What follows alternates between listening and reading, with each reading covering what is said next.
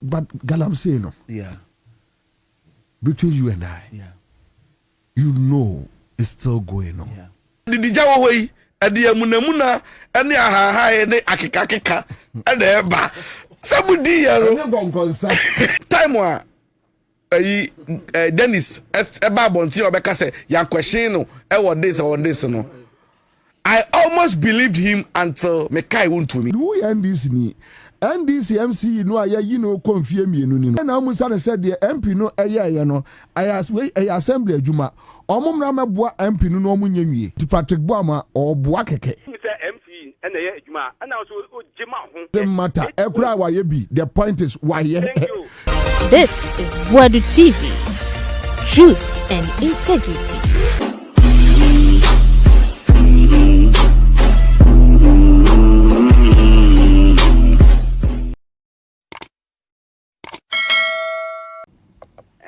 Me say, mon catch party boy ma say. Fine. Yes, you could na what and you catch. All time okwadu anu yi ni mecha. Thank you. Opa concert ma party boy ma wayade. Opa concert bia wa 2 times. Oh baby ah. Ba me pese, say baby di how wachi. Me NDC ni ba me plan sem but why bia say me plan ba so yeah. Catch say how wachi na wa bochu ho no. O sane baby why lo kona copy water no baby we fell last hour sa enke kitua na ho no me patcho bisa ni opposite no ni opposite ko ni opposite wa to tight na agoka ashaw market outside for tight no bisa say Argentina sa last hour ho kitua bi no Peter for your 3 years tight or ho na me na pese bisa mame no community now woman nyina no the Patrick Boama aye nyina no o problem ene ketua bi no a ontimi nyɛ no yeah ketua bi na ɛwɔ hɔ no ɛna ontimi yɛ afei no but say o MC ade na umusa say NDC MC no to yɛ dey ade na umusa MC no e pa MC say afei no aba oba e wadi say onu oye bi no ade na wo kan ade we ya wo kan eye assembly adwuma ho enti Patrick Boama oboa keke eni so atimi aye bia ba bedu se ade na umusa NDC MC no ayi no say ade na Patrick Boama ye no ya de papa no a wo wani gi ho no assembly no so na se no mo mfa kakra bi nko wie ade na nko busa sa ana bo pa jotie enye se oyo wo say before you ba to aba no e no ye sa ade no e no odi it doesn't matter. The point is why. And me say, Adena NDC, who NDC ni? NDC MC no aya you know confirm me no no.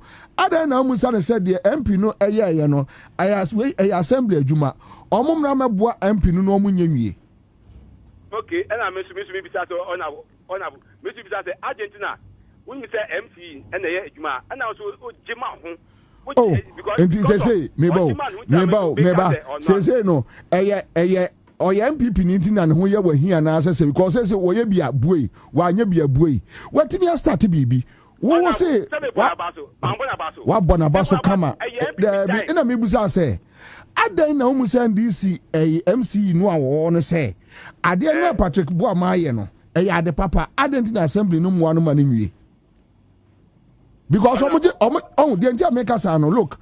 Omoji common fund on beji di na menu mi enu na so we should ask leadership questions. Bobi asem na ko boss yi. Hwe inso yiwe ba ye. Bibisa no say, bi pese bisa aban president mama ene na aban say. Me patro that 350 million no mu ye no. Nyama na mo de ba abe na ewo America. Eposo ene e say abedu. So you see. TM.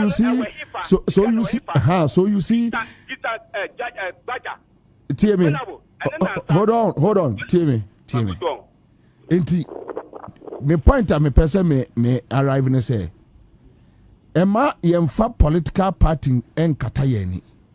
NDC ntesa. NPP ni betumi ayesa. But so party wa bemu na say ask questions.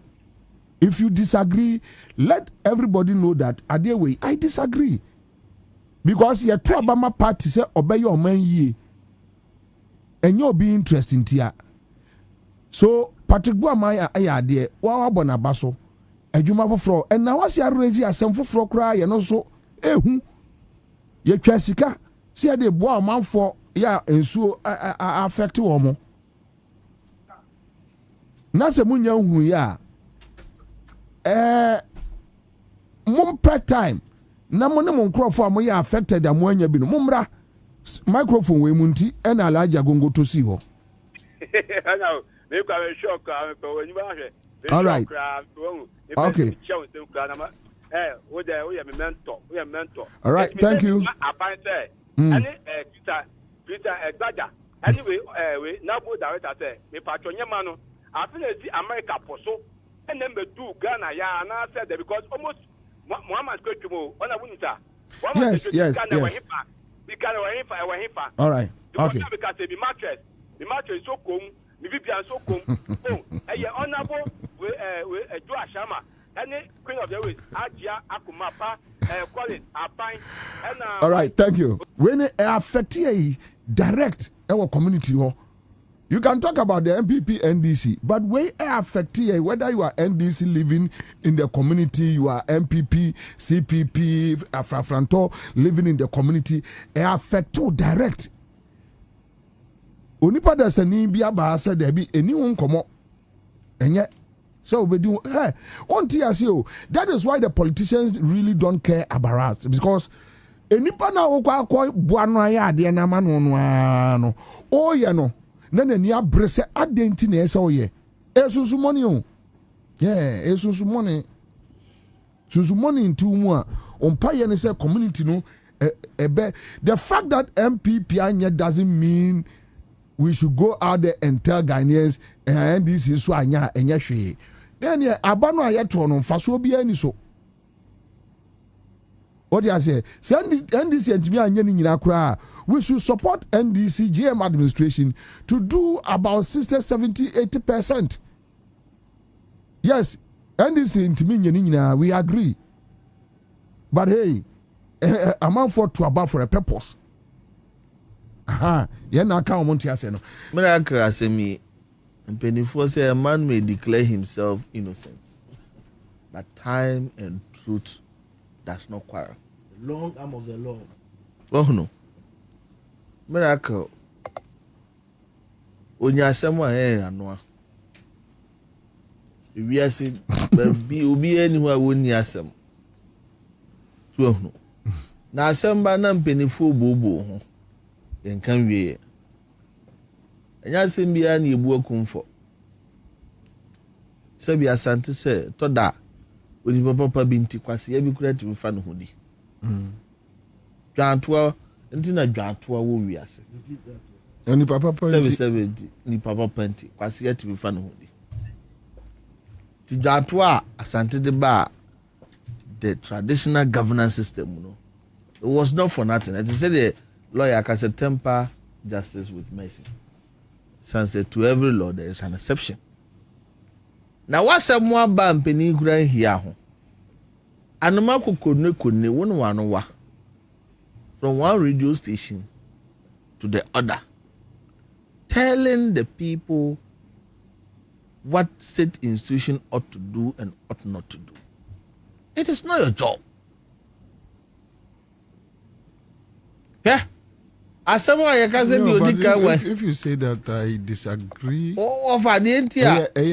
When you are in fear, I remember to say, you was Megumeswa. Obia Mua Kumfa, Entisa. You invite yourself, but I someone. Open here. Oh, yeah. Wafa Buano, not natural about to acquire so. Abuana Casasi, and Rabba 21.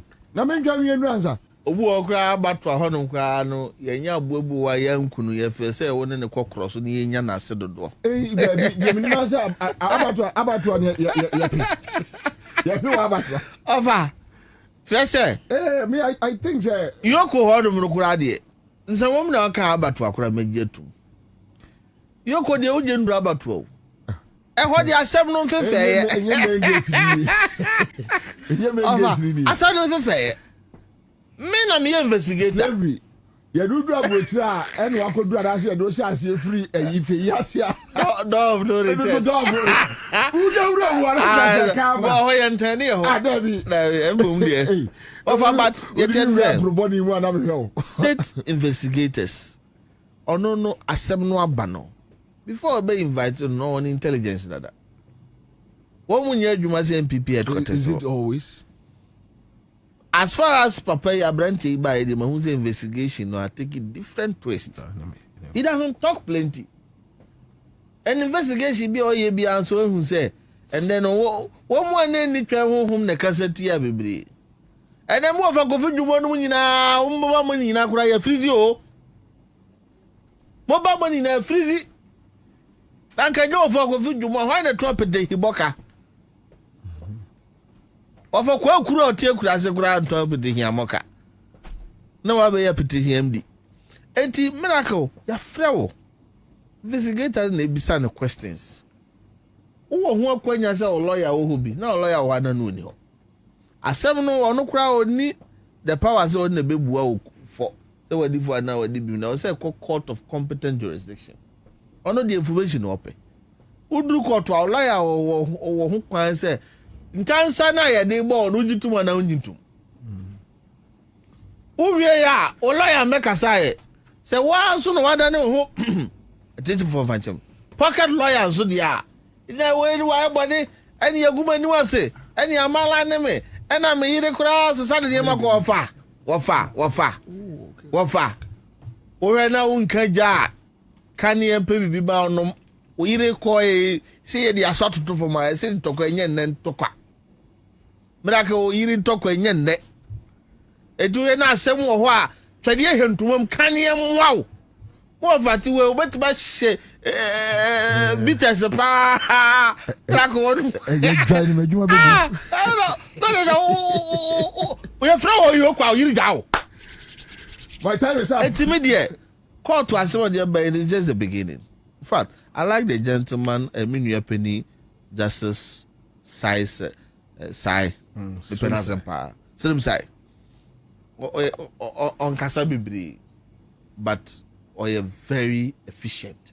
Na minim say in the coming days. One more pen okure na oranti no moto abano de. In 2020 the omo kwanya o he be tun siensia. Divine Pajo tell 2 minutes for me. Samo 2 minutes. Anyashe. Fachamina. Sisi no more prompt me. Then is Asamo. 2 minutes neka. Nye 2 minutes but you say asawo yem fa asadwa. I say some of these people you look at them some Americans say me shiro bia.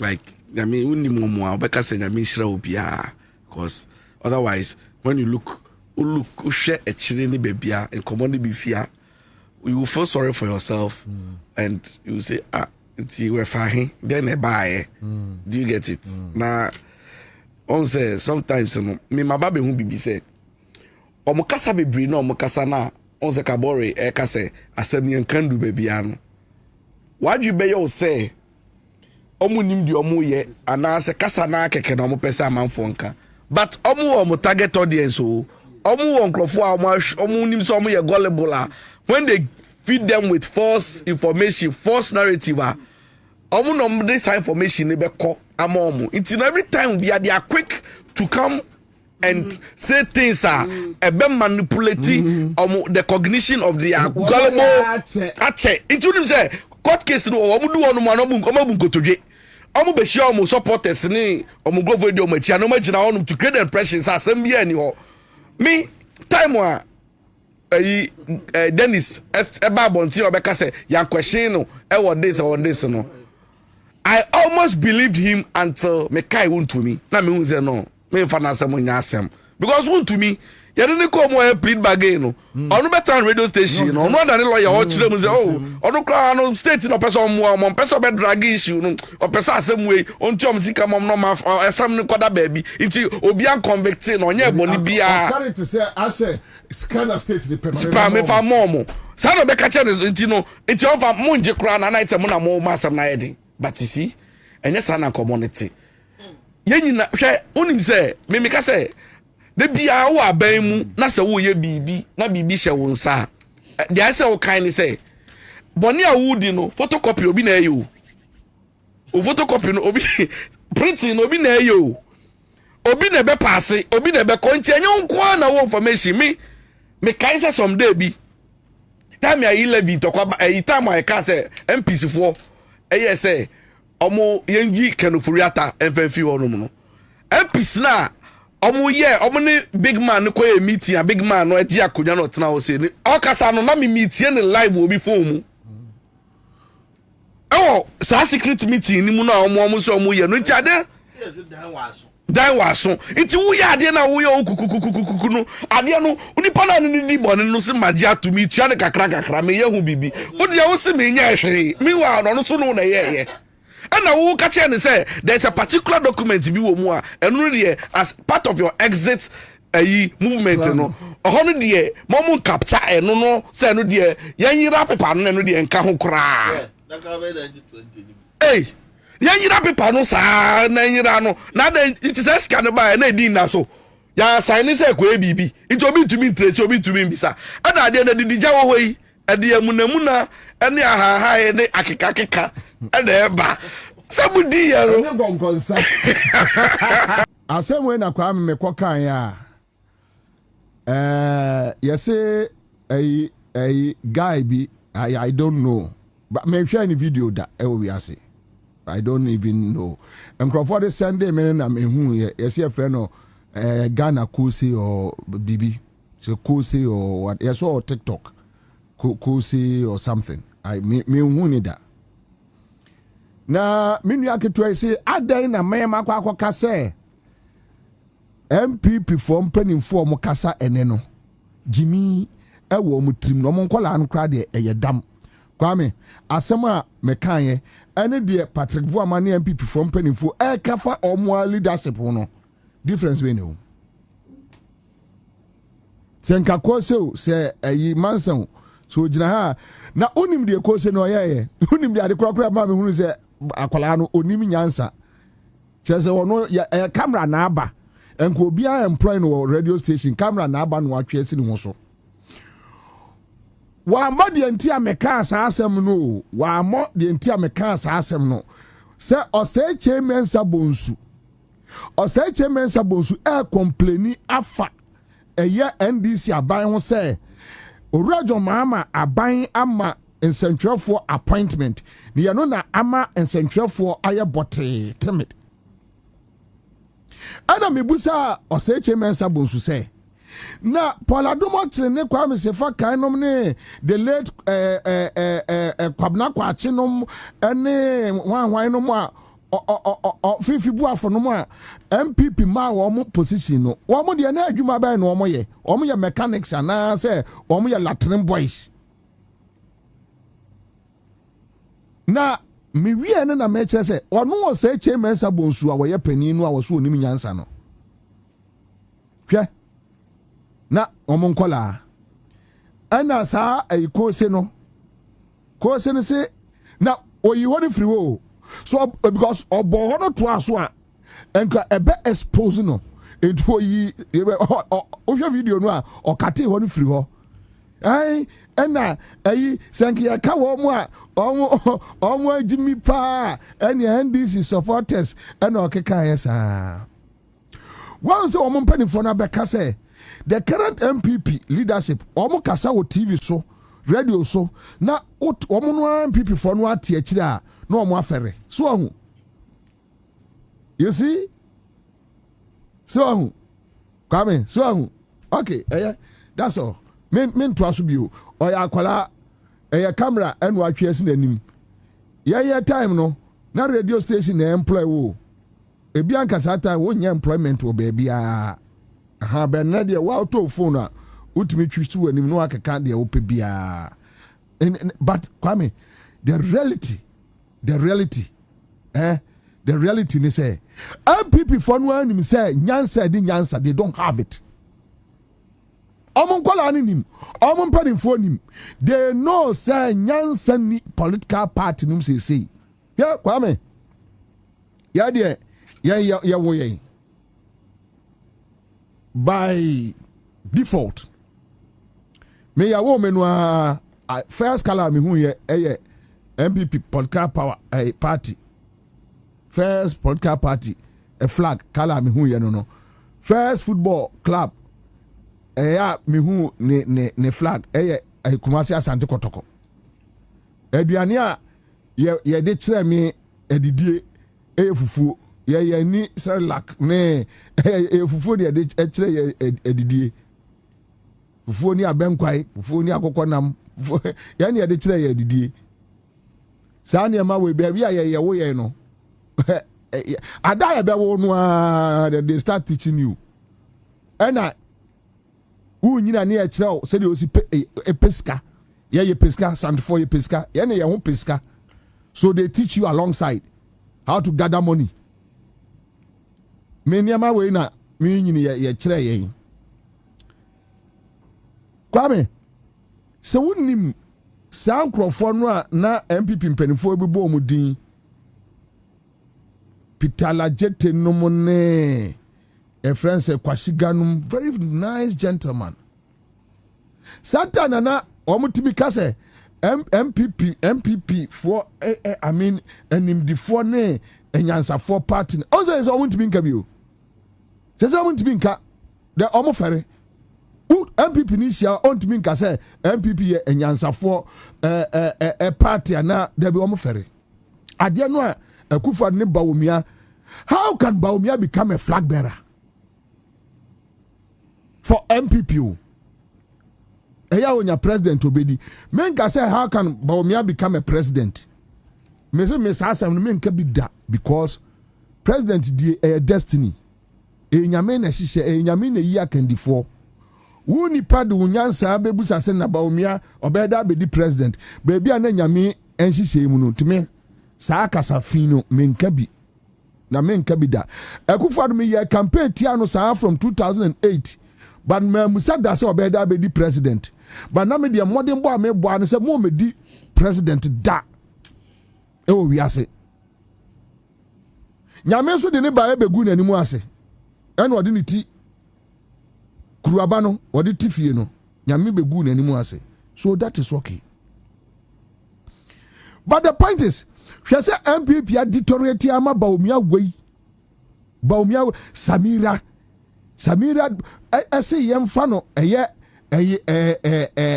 your friend say first lady e Ghana Samira from Gimpa Samira wey e mo bra bia o Samira mo bra bia say my ya adwuma na me ya adwuma o ha o e slay queen sa na odi kosia na okoware kwada ko fa president Kufuor yirenom na nakunadunum Rebecca ya yesi anya ikra no ono say Rebecca na a slay queen but na osai a florist ubusa Samira say adwuma ban ne profession ne say ya onibi Samira ni profession e wo wi aso bai osi anya no oni yeso first lady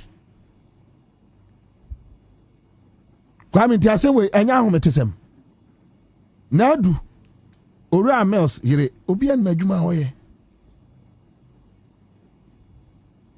ya mame Dr. Londina unza she's a farmer or say a friend counselor our Assemblies of God kokoshe nefu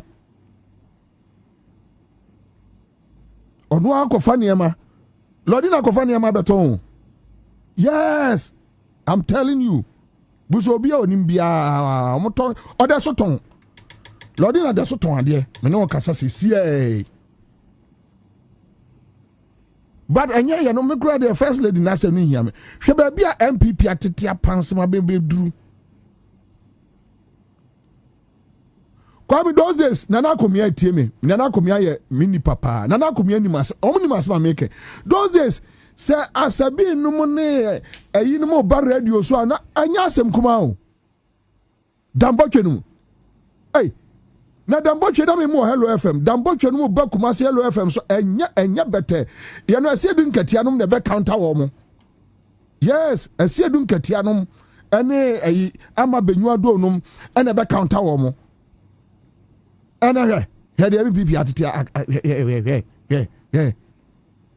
yeah who the JFK ye no na na bi ni de wa jimi che wo mu nyina fufuna se number na hihye ne mfimu se number na hihye ne mfimu on pemrika bi ntu ya kra ya ti say still we exercise we walk ya call walk it me and me call 8 kilometers 10,000 12,000 steps wajimi no aye didi sa nam chaka no aye basa onu bute ya obesi intima nan ya unhu bugai krampo de wono no chese bugai de ono wadade comedian jimi en woni na musa en ohuru de wonye en aka hwan wo fa omo from top to obi asa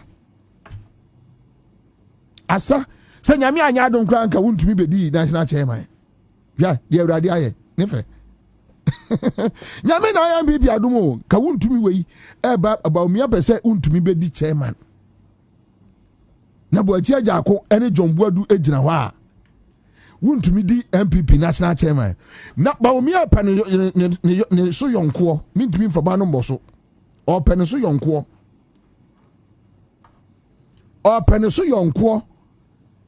na omo ba bebu NPP. Can you imagine?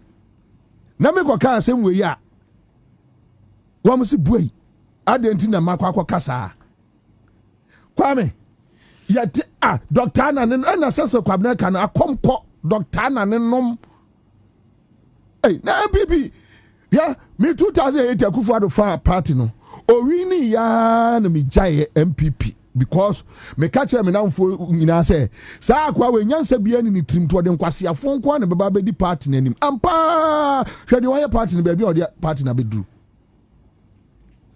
me obi oni me bia 2007 me ye campaign ti Akufo-Addo sa o wi ni flag bearer no na me jai MPP me momu nyina hu say me ye campaign matamels papa me ni bre papa ampa yan kwase afford no match and now they are complaining still am supporters ne so omonte am pen kwase afford no a makase mwe kwame forget say Ghana nkola me say school curriculum no course be na ka ho logic abeka ho first by na logic say logic e ka ho entu ka sama kola no hwe wanim din na Oputu 1 to 2 1 to 2 1 to 2 1 to 2 sa na me kokan ya yese kosi o se mansa se asema ene de maka no ebinsi wi ase da na kwame mame fansi sa ade we so mame fansi eyefu no so eno obi bu sa ade ni mu ase no fine gentleman omo mpe no adeni mone your friend say wuntumi gina wa ba mi abeyi wuntumi ba mi antimi ni adeni mo reason ebe nyansa adeni mo asantima mponi onim nyansa chemba wo mi 10 times 10 beyond 10 ya no na ya Akufo-Addo ya sa Akufo-Addo ono so na yiri free na ne ex wife efrim mampon na ya ne ya se mamponi bi so be rise. Oh yes, yenim. Say ye free man pon kromo de yenim ade kro esi ye. Eya ne ya. Akufo-Addo we. Ade fon tantan sa no. Eya ne ya. Wo Akufo-Addo man pon ni bia no ogina ho ofeche no. Yaw bone baye entino Akufo-Addo. Akufo-Addo in 2016 na fuel per liter 3.8 I think so. I'm say 3.8 yam fano round figure by 4 cedis but now a 3.8 thereof but only I'm fano round figure 4 cedis per liter. Okay. Now Akufo-Addo say ne boarding. To move free 2016 per liter. A drew time Omo free akonya so 2016 na yeto eye fuel 17 Ghana cedis. Kwame Tio 17 Ghana cedis. Yo. NDC FIA JM FIA 2024 December yesuani in ena omo sha so omo yire prices no. Kwame, this is the first time in on my way history. Omo ye wo omo from 1960 mpo beka kyerɛ. The anima ne say aban bi aba afu we dey ekosoro. The first time in Ghana history ya to aba ama omampani na one ne appointees edi fuel bo aba from first time and see that ti woman di aba from yo time it drew 23 Ghana cedis in 2022. Baumia friend NPP for TikTokers e catch rom say omonko ka say e Russia Ukraine. Kwame Orajo mama buy na Russia Ukraine omoja akon. Okay. Yet one year see aman mi ense bi enso asase ekon. Israel womone ayi e friend say Palestinian fonto kwan de kra de wo dada. Womone Lebanon etemu. Womone Iran abam. America ni Iran ejinam. Ya say ye wo baabi a eya ewiase fa nwo no dodo no abaye 80% efa. Eho no ekura eye Islamic State for no. Enti ntokwa no mu ya dia. No mo so aka omoto atwom ewo ho.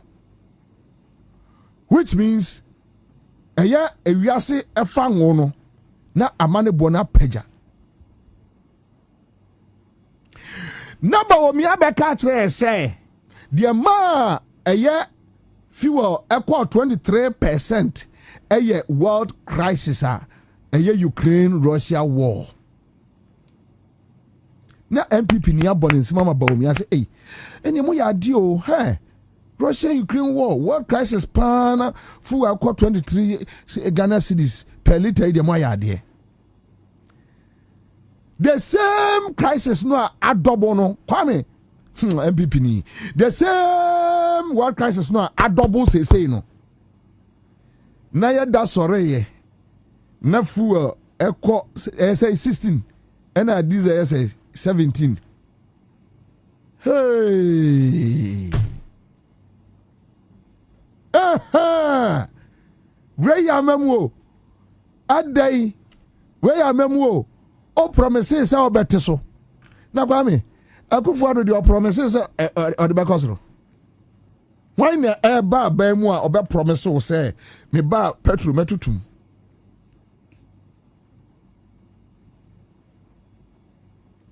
o ka say obetete so o ka hwe say adru 17 wahu Kwame say enti say me ka say NPP ni agimi abodamo a Obia Ghana for about 70% and etimase say NPP ni agimi abodam. What turn 23? Now the question busa. Na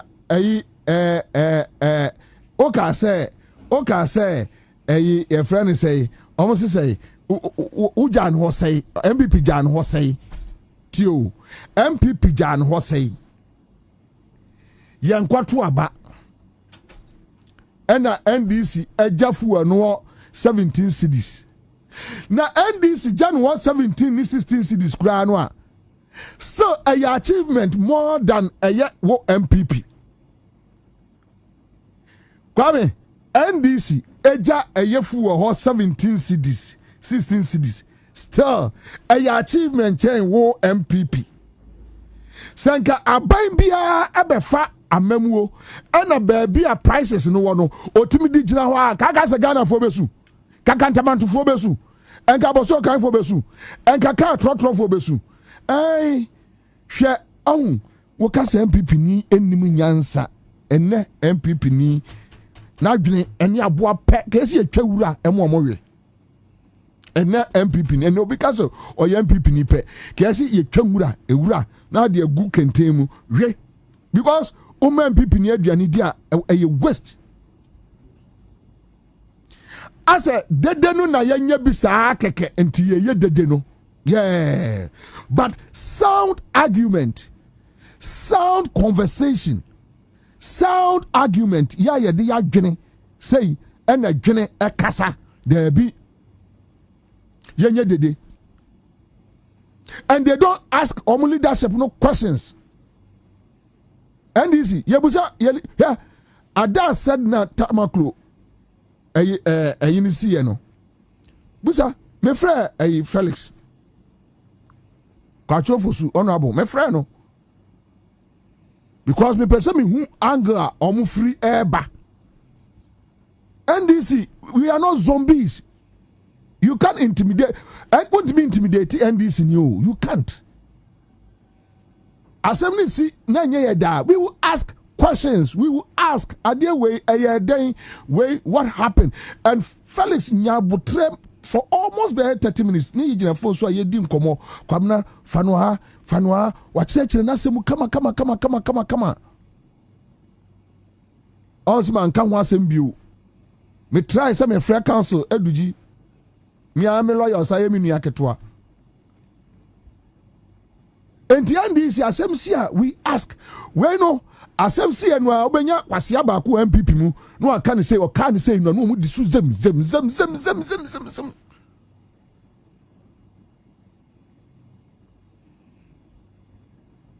unya dissenting view baako kra emfiri omumu.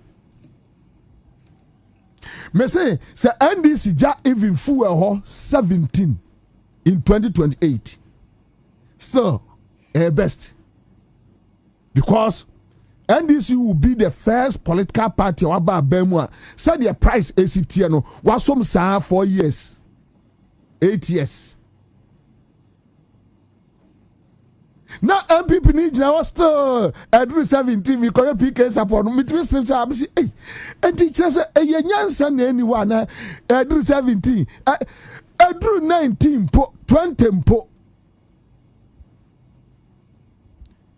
some mini strategist Emma MPP enka said the NDC ayade no I'll tell my communicators wait we dey munja omo mude munja omo ne ba bedru 23 ni bia ne ekura muku a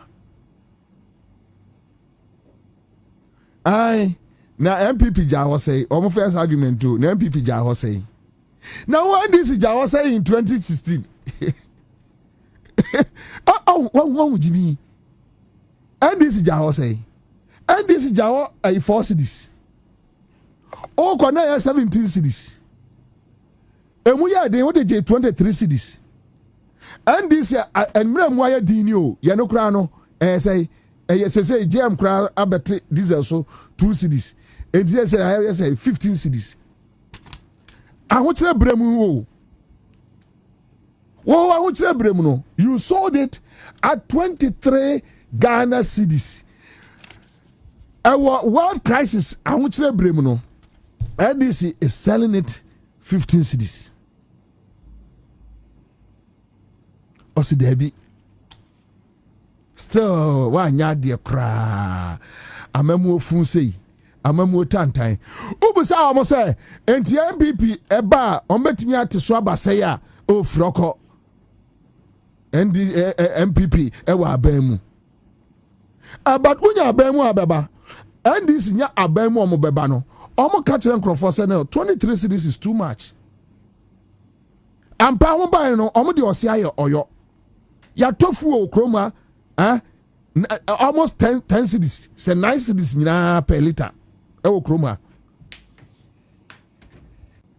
NDC ni NPP ni si debi Kwame say nipa we me koka say onim nyansa na say Kwame unya problem a eye wow problem because ampa nipa onim nyansa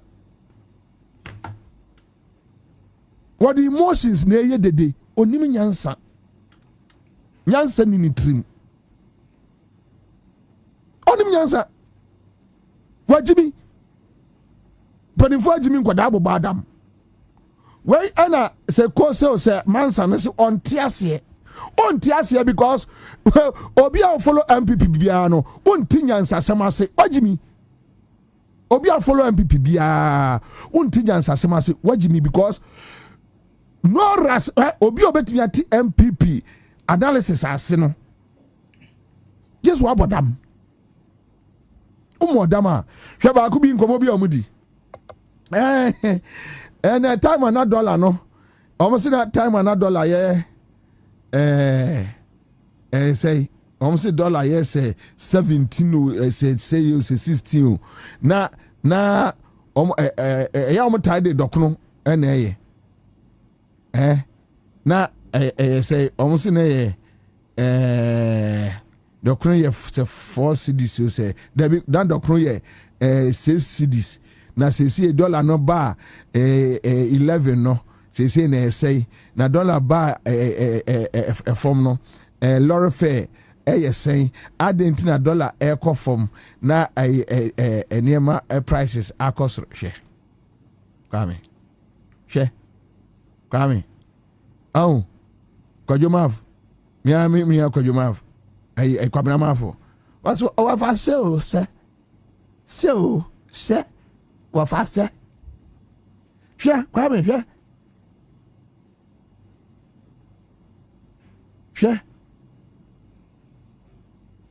Obaye 2016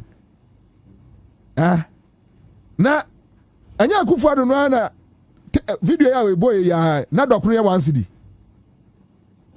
na dollar you say na dollar is around say 4 cedis 6 cedis or so that's 2016 we be check am me na dokro e 1 cedi o kwa no say dollar no why ade pa no na dokro ye 7 cedis and so now so the inflation aba single digit na say inflation aba single digit and ye todo kru 50 pesos and ka wo de ba 9% no and kwa fa anye 50% and ka fa do kru free 1 cedi e de ko be 6 cedi 7 cedis o ka say MPP ne agimi a wo mon tiase na wo mo bu afu. But that is the reality. The current MPP we know. Last week, Adam Yame, Sima Kwaka say Ibrahim Mahama enter MPP no fanye football a team.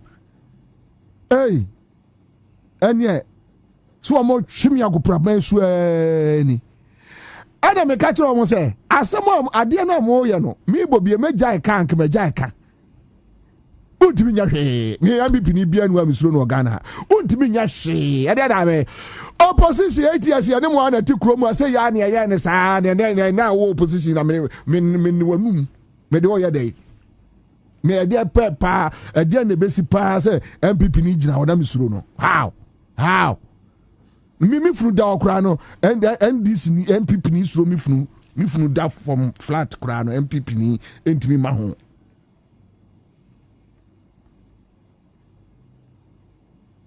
We are hoping said that to be Jimmy in Bejai. But the current situation MPP find a woman no adding. I know him. Share me many MPP ni a school page at me. I will a friend say Facebook. When was Kwame?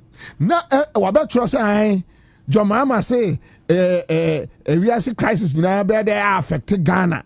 Internet they adding here. When said that onimu da. Say about me 2016 ebusa say be na world crisis ababa hit Ghana no onim da But they question John Mahama. Me yi tape no video no. Me born when the poster say no come messenger no offer me. MPP ni no offer me. Our messenger me fire. Commander nam CS. Commander my sorry what? Me nimu dase ba omi aka sa asem we. And I'm saying no. Oh, the ordinary MPP person enim kura say internet we ase. Na internet ye store information data ewo ho entu betimi akwa yi information they don't know entu timi ko yi ade ni bi betre wo bo say ade we esi wo mo penso o de o yansa ni pa no ayedin ajimi fo no de o de kire no kra no odidi watem o de kire say look this is the situation eya ye ko mu say oman still no odidi watem wajimi wabodam wabodam. And that is the reality. What Tonfu are Ghana for 23 cities. Now, only men come and say, "Kwa momu dia yame yama rehopa." Say no, omuni nkomo and kabibia say. Entumi comparison no. Eya na person ko compare say shefuwa prices eya NPP e de ma Ghana for ye tesu beduru ha ene call ha ene NDC will record NDC aduji wudi aduji bejira wa aduji betumi akyerɛ wo say look ye fa free asay eba ha ekɔ ha eba ha ekɔ ha eba ha ekɔ ha unprecedented ebinsi da Ghana ni onam street mu tie me awia nim fuel stations so omo bie atum omo nim kwame obekra wa kire 23 cedis per liter for a government to give us that relief for 1.5 years 1.5 years unim sika accumulate on crofo bottom when it comes to fuel what your young father say ade atin adu jisi chale ade na Jeffrey ensem and say you turn 23 Ghana cedis me say for 1 year 7 months or so, okay, 6 months, let's say 6 months. For 1 year, 6 months. I buy NDC, I buy led by John Mahama, I buy that relief. Sir, I don't know, at least get a flat today, I will fool for 1 year, 6 months. ABC, the NPP, to me, be done if you say. NPP, your mom 100 years, they can never do it. Ajimi forward. Now, I know you're saying, no, Mutrim. Tell me, free say kufu ado befa MPP nu. Nyansani pa waba party no was minimum de. And now for party ni na say baumia ene ye omo obi a wabia. How? Ya na nanum party, MPP party, ya na nanum party, ya ye nim omo from Asante Mampong. Ne yesi say de nyansani pa wabin pa ene baumia. Just imagine. Me say, Oma MPP 1,000 years, they can never do it. So mefa, eye, amemwo, governance. No more to reduce fuel. Even 1 month, even 2 months. MPP timi be da. Kwame, my dear way content I know so you challenge you omo. Nyansa ni ajibi for way. Nyansa ni be no MPP mu. Pass ya for way. Nyansa ni be no MPP mu. They should mention Nyansani. One day, Papa Naka say, and Yansafoni in Akoda, Damboche Numone, Ananum Kojum Pianino, until a year for Patrick Wabakai. Me say, Sir MPP 4 year what the Ghana show almost 1,000. They can never reduce fuel to even 1 city. 1 city. Now you say party awa and a young communication expert. Awa Muhammad way. Awa Muhammad way. Awa.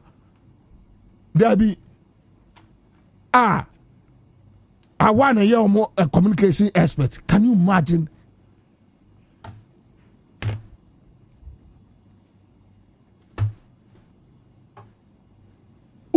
To me, you can't do it. You always say, "Make one catch Ghana for petrol cost." Tell us. Oh yeah, and say. Yeah, the man 8 years. No yeah, and say. Enka, Kwame, you because party bi aba abɛn first year no a different in nsɛm kakra NDC buy no they went into action ɔmo kura mu oya ya ɛyɛ artificial oya ya ɔmo pompe ɛyɛ sika agum wo first hwɛ kwame enti adeɛ we anya gimisem NDC say dollars no amo fire amode ekogu your friend say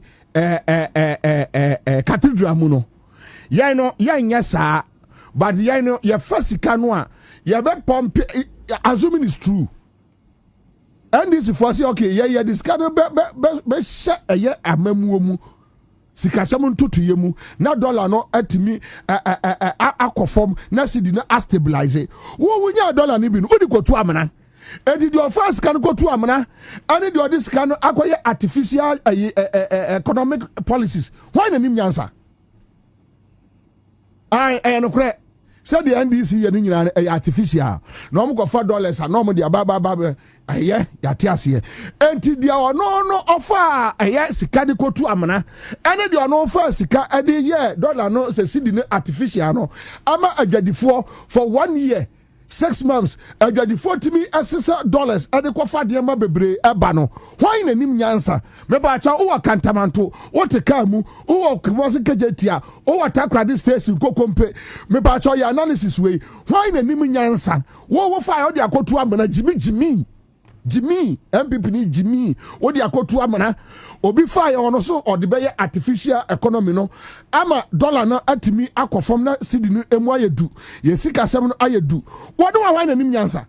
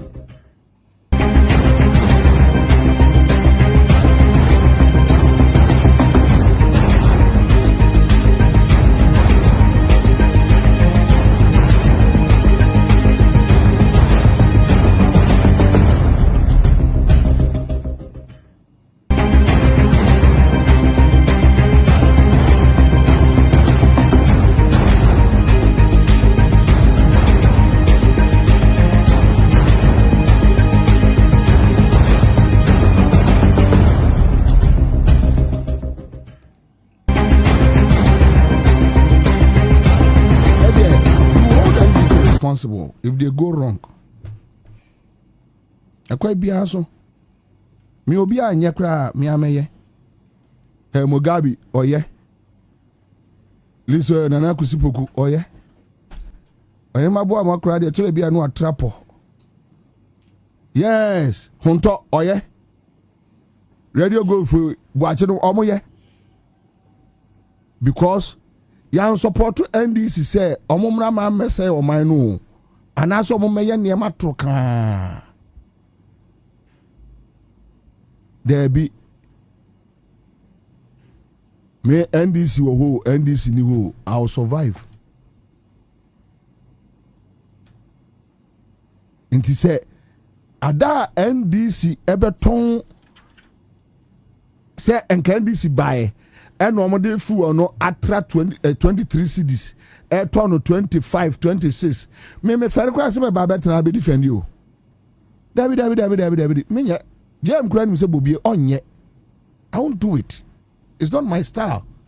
Me wa dia enya me ntimi nka mani nto so say koka say eye entina enye se bia NDC political office there are key places bia obi anya baby show there be me politics no bet say ma de bi say yenko ne yenko kan say no ebe ha me say asema me ka kire nipa no minim say me boa nanso ye say government policy me mpesa ankwase ade no e wo me life mu mintimi entina metimba bi adwene me ho pa no but the emfa NDC ni NPP dia me pamocho adabra ka Ghana for ye kasa ni ankasa yi amfa ncha ye nemum sesika sem to ye de yesre mo NPP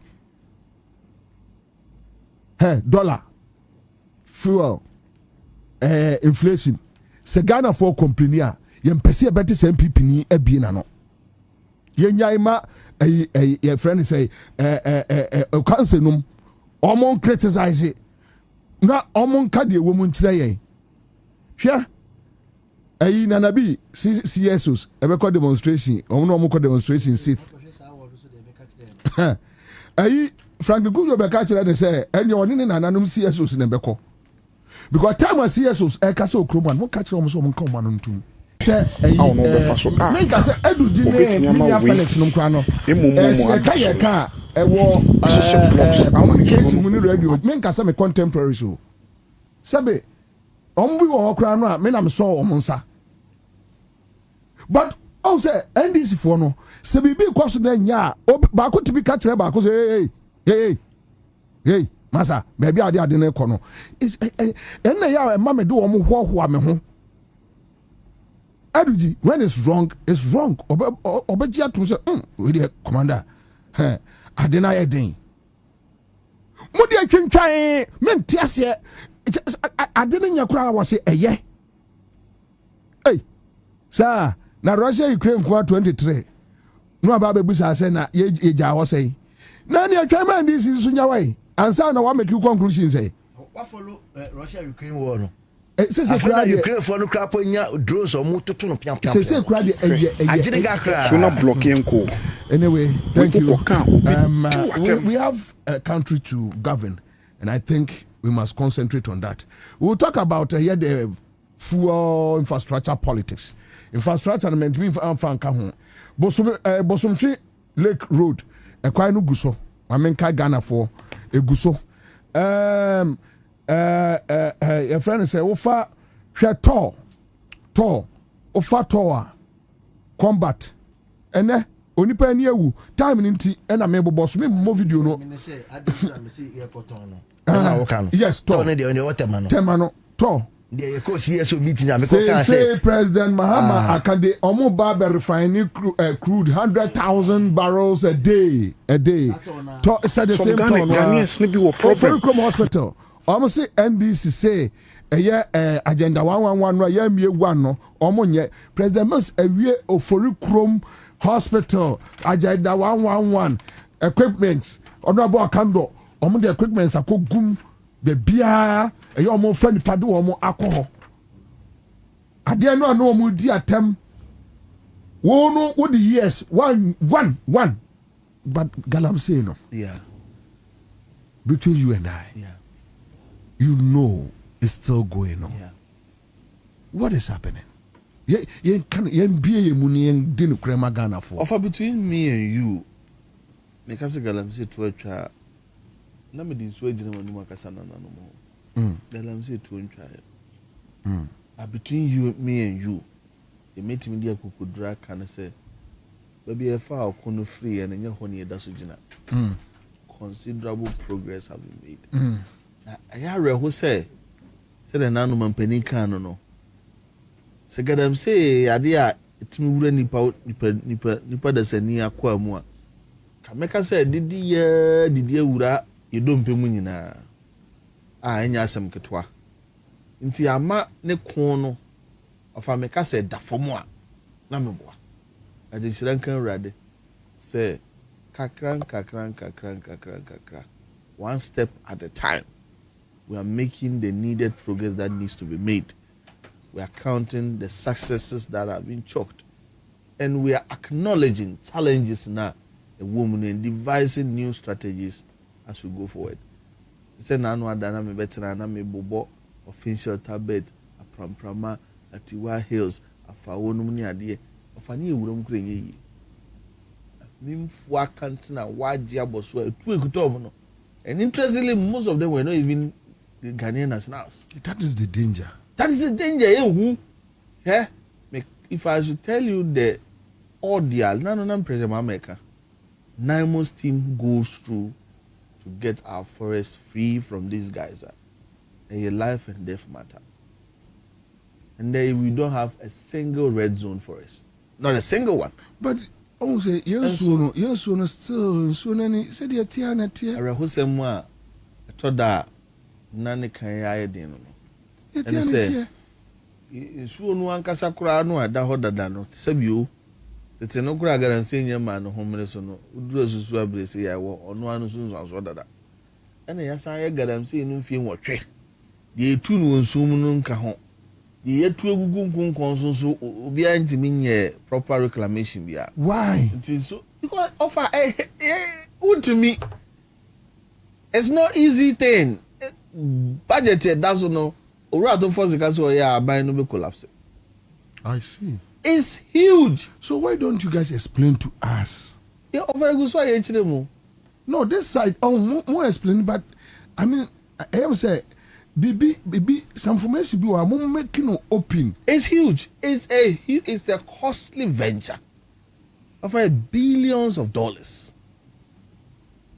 And until now no minister innovatively because a corporate Ghana take some of the now degraded lands and making positive stories. Now you call asin yankumas manso yankumas and manso asari krum. Ni montonku take 800 acres of land were reclaiming a Duenria. Newmont Ghana. Eco forest for any lodges for so yebi was antibe quite. Bimun so yebi o me kakran. Aban so as and when resources are available na aban so na family. Until healing need whether we like it or not. Healing no will take gradual process. But at the aban compromise is waging the war to stop the bleeding. And indeed, the forest now evidence say NIPA have stopped penetrating and entering into the forest. But no, I disagree. No, me say NIPA have begun to reduce the way I know we encroach your forest. No? Like I told you, the Castle Red Zone forest quite galamsey for a was when but today we don't have such. What about you know? I said when omo pen no masa kwaye engagement, masa go room when you hold this your friend Nimos. Exactly what is the coordination between your local securities no? NPP no your challenges kakra ho honom ebiem ya started strategic partnership be offer yene European Union friend Ghana UK Forest Protection Partnership the team see forest protection camps edu you know cause eno dey see we at yourself ho a ye be ya dey friend permanent deployment nti enko ba self na mo zako ra oda forest no mo e si guarantee fu bi wa yo operation we en wa ba fie na otina nipa bonofo bi asan go si akire no. Now we are going to position them 100%. So the bear obi kasi will see a chile crop or not just a member by day. We started with 10. We are making you hear him say as and when our resources are available. He basically do now to make sure that nobody go back to destroy our forests again. And now no say the minister government accountability or canon. And you buy a browajo. But it's ready. Ne nananum bi kura asase a yedi duabo omudi duabo tiesi mu anya zankotwa na no hu video for asante achim konongo. Yes, some of us ye mu bi wo a ye worry and say minim se bia after NDC party papa bi be ba mu a but the question is NDC and me sa antokwa we a when we are doomed. Yenim baby a Ekufuado no degrade your mind we could do here. So me I don't expect NPP say this and me anya NPP baby. No, me need side in that so no. But see are fine, but the way things are going. Some of us we are very worried. Of now no be kai say na ye wo krum hanom. Na only rastos or 24 kra ni ye penakuno. Okay. We see Okruma na itimi ma asrafo bi. Ana nipa bi sha asrafo ntar na ebogalam say for ba okay. We agree. All those video came. We agree to those things, but I don't know yastic. Make us say once you don't see those things happening, it means that someone is doing something right. Oh yes. No, that one. Obeka say abro nye kotina omo information center no say na your president forest in Okruma. Which because we the president forest yeah. All these things are stopping. I know. The arrow who some bago pay woman say the results cannot come overnight. Yeah. Anyway. So far, when him say with cooperative, we've registered about 15,000 miners. I see. Krum cooperative back application by 700 near register. Okay. If I tell you the infrastructure we are putting in place, the technology, if we start to roll it up, then we don't know who say krum for ya. How work a branch, and we'll be able to use NIMOS to nip them in the bud. And medium with GDA. Say, it might not be today, might not be tomorrow. But certainly win the battle against illegal mining. All right, thank you, brother. I'm live in Accra 100.5. A quick comment on our Facebook page, Solomon Osayam produces club. Now, this is the reason why I want a private members bill to change it. To change review of the current sentence on the Minerals Act and focus on heavy fines to cover reclamation. Okay, all right. So, Emmanuel Enim is here. Add the fine to the sentence. I See, see. we are that. Papa ya na no krofo chairman 20 years no oba. So na Japadi odiga dem say nya oba beto so adi. So obeba no adi 65 as I say. Ah, the cross of oba bedi o. Enti sa no ko okọ no the fine asaka 20 no ho. Na the fine no mu makwa reclamation.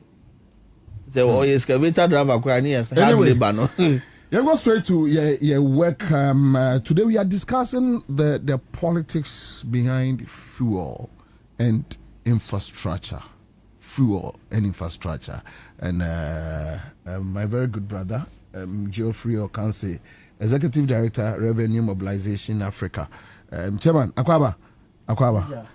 So quick one. How the tab one about the let way ye blocks and then soon in it me. I became to who wants a Hana dry and in sooner lock it. It is only twa. Then you say Giri Echo.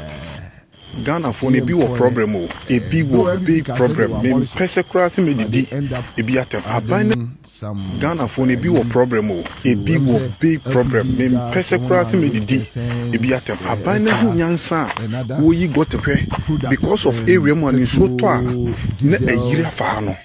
Spread the unquiet. And now as we speak, now what she shed blocks, a guhama in Suno. Was it so need to be quite because of blocks are what she said. I don't know befa so prices. Obet me ama way. E momo adasono. What she shed blocks am a block it. Sooner block enko. We are we and I who say almost the statement about on your friend is say. So get me this. Okay, all the statement now to her. All right, thank you. President Mama orders 2 Ghana cedis reduction in diesel price.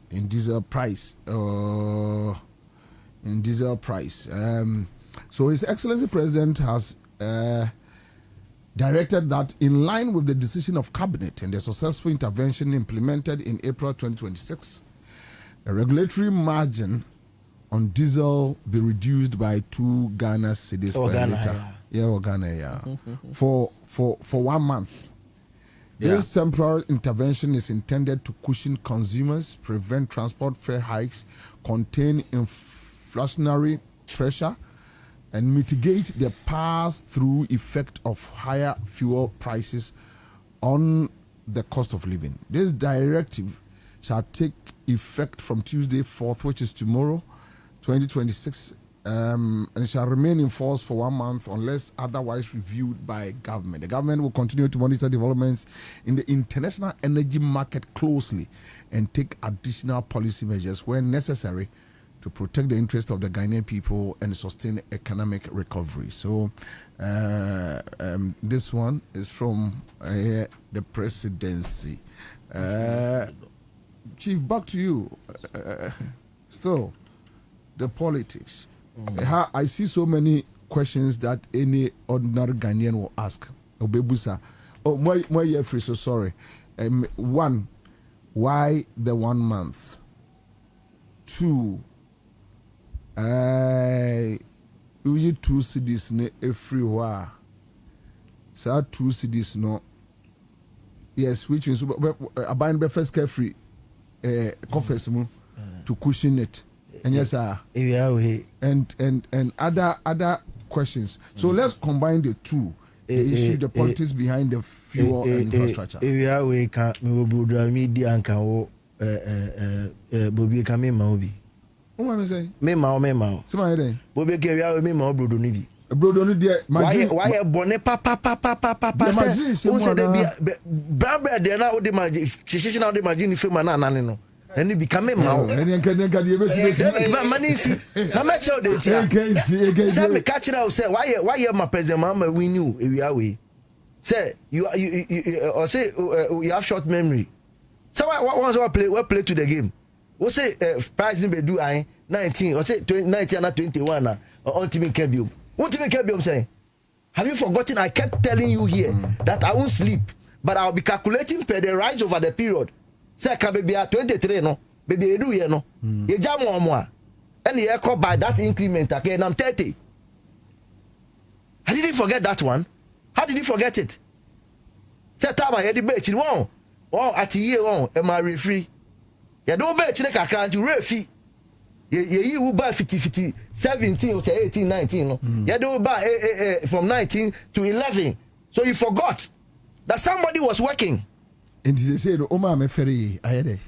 Debbie, oh, mamma, you never pardon me. And yes, when the pound because at a year in my ref here. But if you remember, there is a miniano.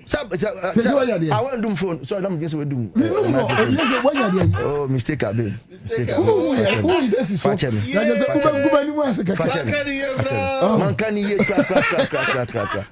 what at year, Kakana, I did driver. Never front the about the far good road. The refi. Debbie, and why you at here am I in a refi? But Mr. Atiye said, Cock, and the refi. Because listen, the full economic management we know on the general, it has been fantastic. The response, because of Obi. So you cry, you say the fantastic news. And the your meetings are they be say then you took crude ofie. As a crude knitting a ship so. A quaman on it. I say I got that done as a machine. The first day movie are near the finished product no egu cheap mubium and the abrewa. Obra time I was say who sees out on no be all crap and not crude crap on say or be process be. And so now this year it's yada and now him Kwame Nkrumah see idea no. One can say the air wire found near the bayou. Or second, we are suffering no. Obia bia se wo bobie na unye ska na wadanfo bi ska wo abruchi man no baby no cruda. Individual or company or country mon fambra ye bia ye machine kanika na ye bia wa no. Untunye bro no dia yellow corn white corn the fabra. Ne mfanye to we wa. But I would like you to give me same analysis on the fuel prices. Yes. That if say almost for free. No, almost for free 17. And this for free from 17, right? Yeah, for free 17. It is the same trajectory. Yes. The same increment. Oh, now you understand I can see a woo. I remember you did that. I don't have the record here, but I did. I have a breakdown of it because there were some weeks. Now within the week, now prices now jumping best at 3, 4, 5 times within the week. And yet, baby say pesos downtrodden, a CD value out. So we are 40 pesos, 50 pesos. Now I add it to 1 CD on the pricing. Yeah, and that was how it was going. And we had time na omudi yesa de na se ka obia or what should control be because of politics. No, what so, but they didn't have any laxity. They had no control over it. It was and I said about Beni na BDH and no way on flag bearer on the menimpa ya in honorable Mamadou Bawumia. I said that no price the so no him. Who was in control? That was how bad it was. So better say and Mahama Afre Minister Finance MP anyway now cabinet they've managed to discuss say, oh, when we put the price, we say 1 cedi for the levy on it. I heard when we were moving, we realized that look, Ghana for Chile so no, they be that. They couldn't have done it around that time. They just had to follow the price and allow it. And so the excuse and the bandwagon song was that Russia-Ukraine war. Now, Nyame obey you are my own. Yeah, to me, you manunga send to me Doro in this moment now, your sitting president is talking about 2 cedis off the price. No, this is when the Ukraine war no. In this moment, Nana, US so sorry pa. To Iran say, Iran say, Iran say, Iran say they be one gas. Me yanko. You find him. And Kolana home say, and Kolana say, and before no bomb, or Mukrapo near breach and before. And that is the period which your man Pinyaka said, or 2 cedis of a fool. How many times what I say 60 pesos? And now 1 cedi ground was 2 cedis, 2 Ghana cedis. I'm a we macho crapo. And I also as a revenue person, no, in my analysis, I'm like, yes, we've made some returns, but I ain't ever say do good. 2 cedis. And no so no do ana. And I'm Ghana for yeah, who the one 50 pesos good so na go fu. Ya be say a che dey na okuno. And then abedidi abe asem mu. What CDD can you know that 80% in their one of their about 4 years ago they did a research about 80% of Ghanaians were ready to pay more taxes, but there was an if clause if they were able to see what you were using the money for. One trust at 2 force winning among Ghanaians. Tama or this 1 cedi too so no. Unto be breakdown actually say sa build up na e ba no. O ma ye hu edwuma ma. Se si an gap na ye be mu government the nsa ko share no ajika ni bi afa no sa gap no sa once Ghana city eyin efio kwata o ama e kana na da ho ni bi no old debt no omo ye de etete eno so bi efi ho. Having heard that one and me take 2 Ghana cities no me say engo ha sa program na ye de etua ye hu kana na eno na also abeka wa hai. So it means the people sikano ye nyambro so, but wama yati ase de ode ye na o ma huma ne ka kire ye de ode ye no hu be ka kire asafo de ye koso am yeso de ni edi kire. So as we speak right now no price hike no the halt has been achieved totally. Share from 2025 now mama so in generally this government take over now. The price halt was perfect, and in an inflationary system globally all over the world koso ade u pese wo achieve here o be stop no. Because at the end of the day, kwa so into which chain tag of four, which in engine keke ma tag of four near chun we call line so no na enemy. Into say we put baby the opponent here chun we dey corner line no we do no. The moment I do line no we be tintima on fa on tra no. Now why are there? And then they go do one. And that's stopping, halting that inflation and the rise and the price hike was an achievement already. We were looking for who will come nyo beba ama buona otiano pa 13 ade tia 13.2 13.4 na e ko esa e ko do sa 23 for diesel na e ko do 19 for petrol no sa be e ko do ye no sa na e hian obi o sa hin na obeba se ka no de be si sa 1923 na anko bi o ma e abonse ma na se wa ya ade papa so de gina sa line no so no enti se ho no kra ye che ho se ka sa government we buy no ko de gina baby ana ye gina na kekepo a e be si ne a so for 1.5 years so one team of yanko say one ma yanko from say even one city crowd less crapo and na ke gina ho crapo a ke say ke won say mbo bi say ke bon say man ye ke say Fred Osahene say oba no be stop prices petrol prices anko nim anko echire e gina ho eno ana na ye hwe but wanye ne saa o hotel no de gina line so no keke no say wasom afi price dem cost bi no no de that say here ba the reversing trend or the ba echi nti na ye de ni de chire saa the meanwhile that's our global pressure now ba ko no de ka chire say enu nti na prices na eko no na e ma ne ho so ache e na ete ho e me bi be ka ho biom ya nka hwe as we talking no that surviving between the low no which is say ensuring period mu a ye can 11 Ghana cedis any 17 no ye ba say 13 15 near dabe say 11 Ghana against 13 in fact at the point where I want 10 point something for fuel. And here let me pretend to be the full of time. Anytime I want to start your any MPA is there issues with the floor price that floor price index.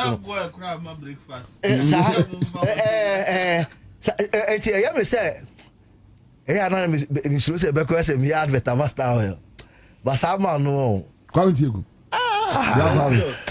Obeboa consumers so Obeboa consumers so Obeboa consumers so yeah ono kwa no be so mu sa floor no o that floor no pa me am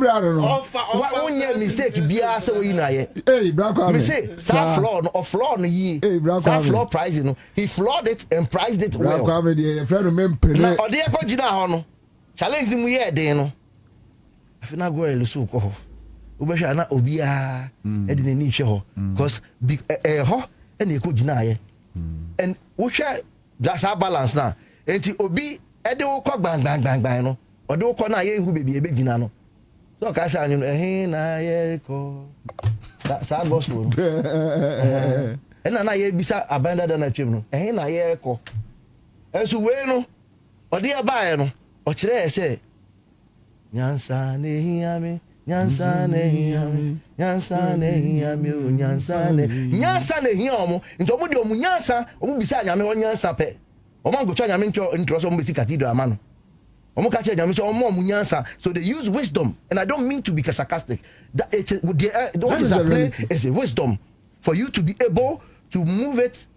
You halted it economically. That was magic. So what me say the Gina CP no say yenko biom krum for monto mo ma heni yi anche bia na o de me koyechi o de me koyechi sa ko si sa 13 na 11 no o ka krapo ye ko 9 o so ma mi bu mani go so me de minim calculation na yenko enim so no that one Ghana na o mo de beto so no yenya e wa ha na o mo ne ye kan ye ade ba ko a epim ni say o mo ka che de o mo de be ye no accountability and then they follow here.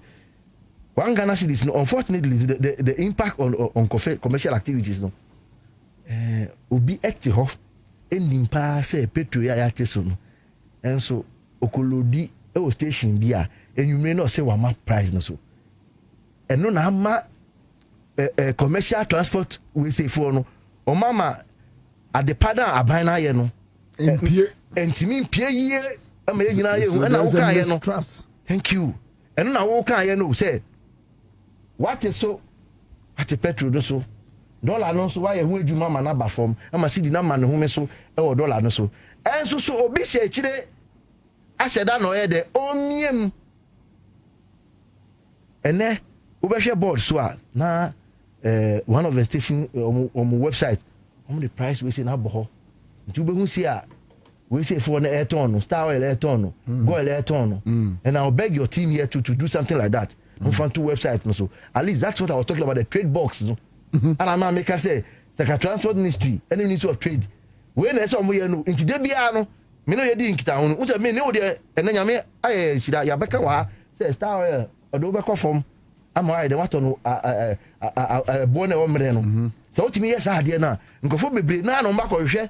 It's ato ye ne sa obi abede be about challenge style mwatwe number form and so yeah, let's follow up with that one and interventions now o ma ye no unim say one Ghana cedi yo mde to so no yanko enim kakra no edu mre bi no o mte petrol no ne diesel ni nyina eso e ma ye na me dwen say bronya no ke be din 1 year pe sana Easter so ba Easter so na ba ama diesel foi.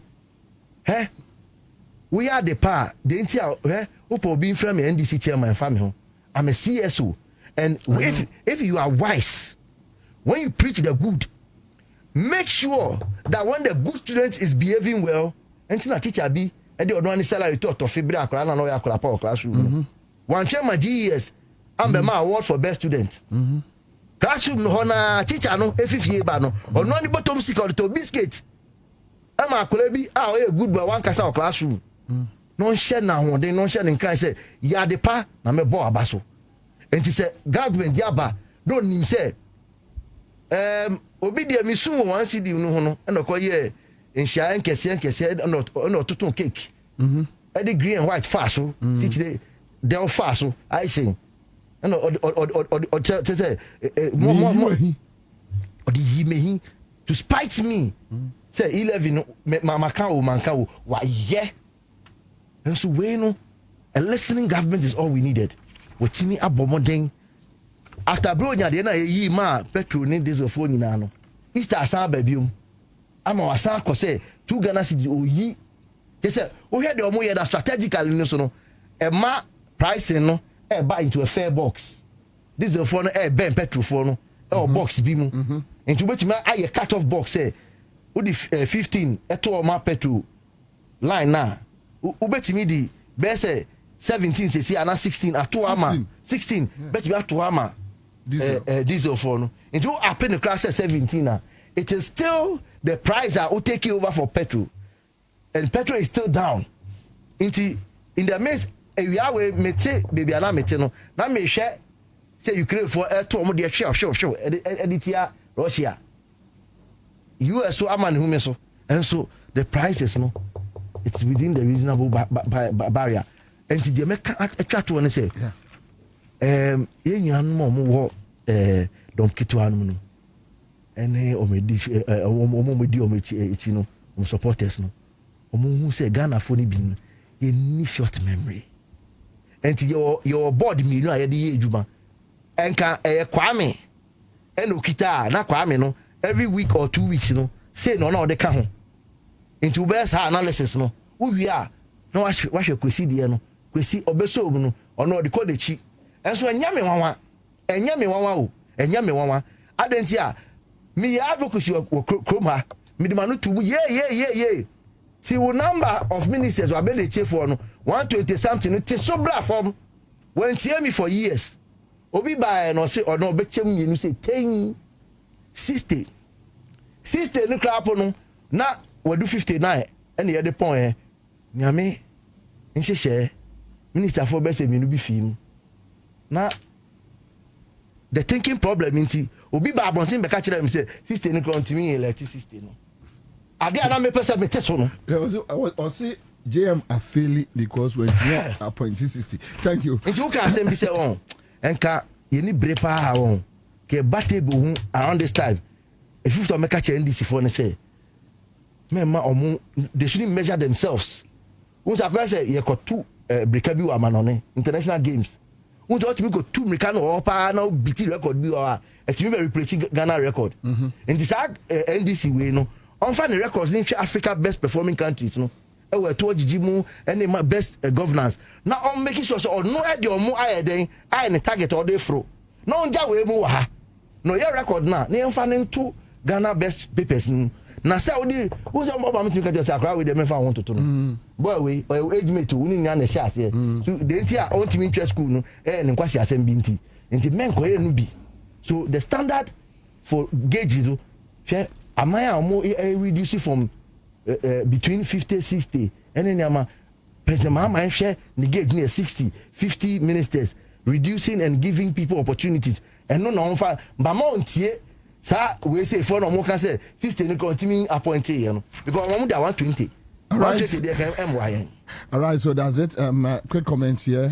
Philip Sapia says Ghanaians have every reason to be grateful to President Mahama's return to office. Many supporters believe his leadership has helped stabilize the economy and restore confidence during a challenging period. Looking ahead to 2028, I hope he mentors and prepares capable leaders who can continue his vision and build on the progress made. Ghana's future depends on strong, competent leadership and a smooth transition. This one is coming from Philip Sapi. All right, thank you, Philip.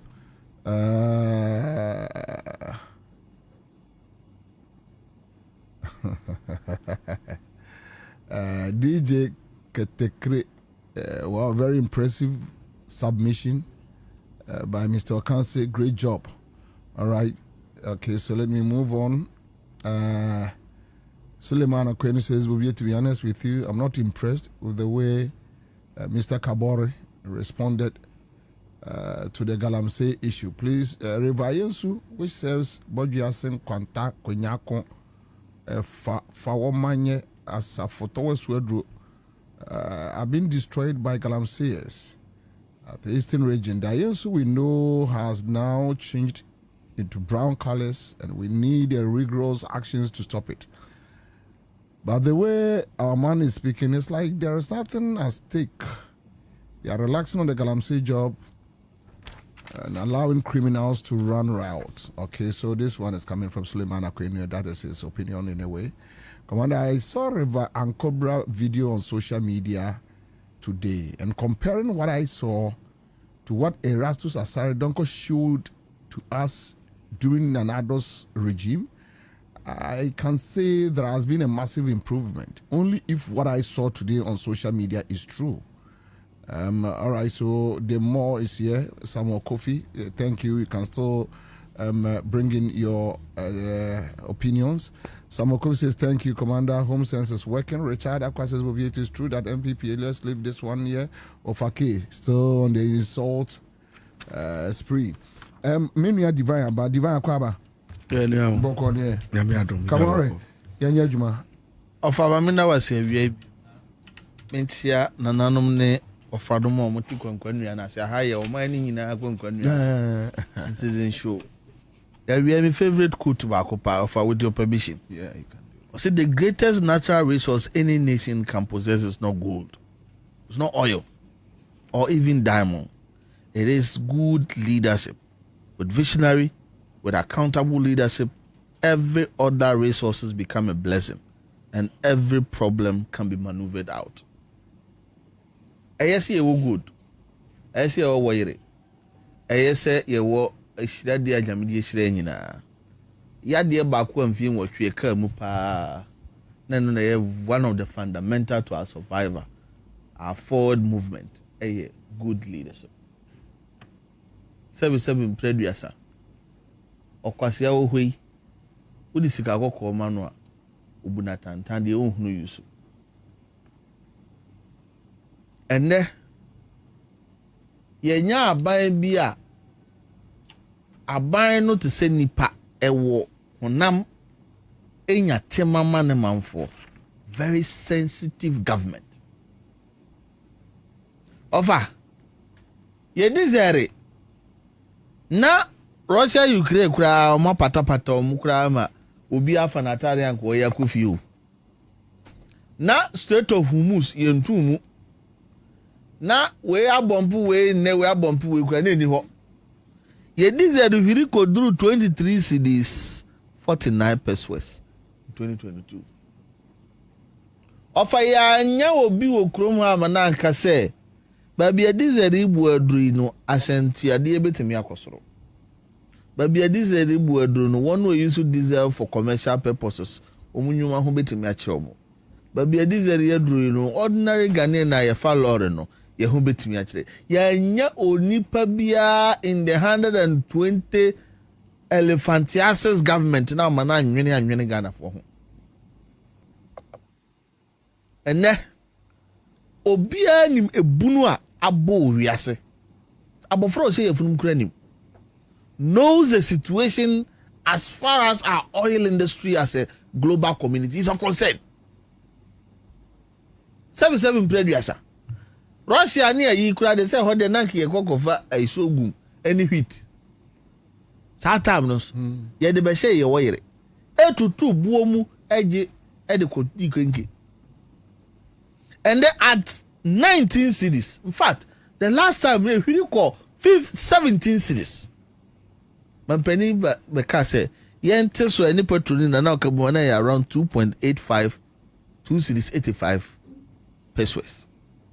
And the diesel no na ehwiri kese. What see diesel na yensante so 2 Ghana cedis. The enka eba nsam na watena se adwen oni ne mpanifo adandan de ewuro man chichirem.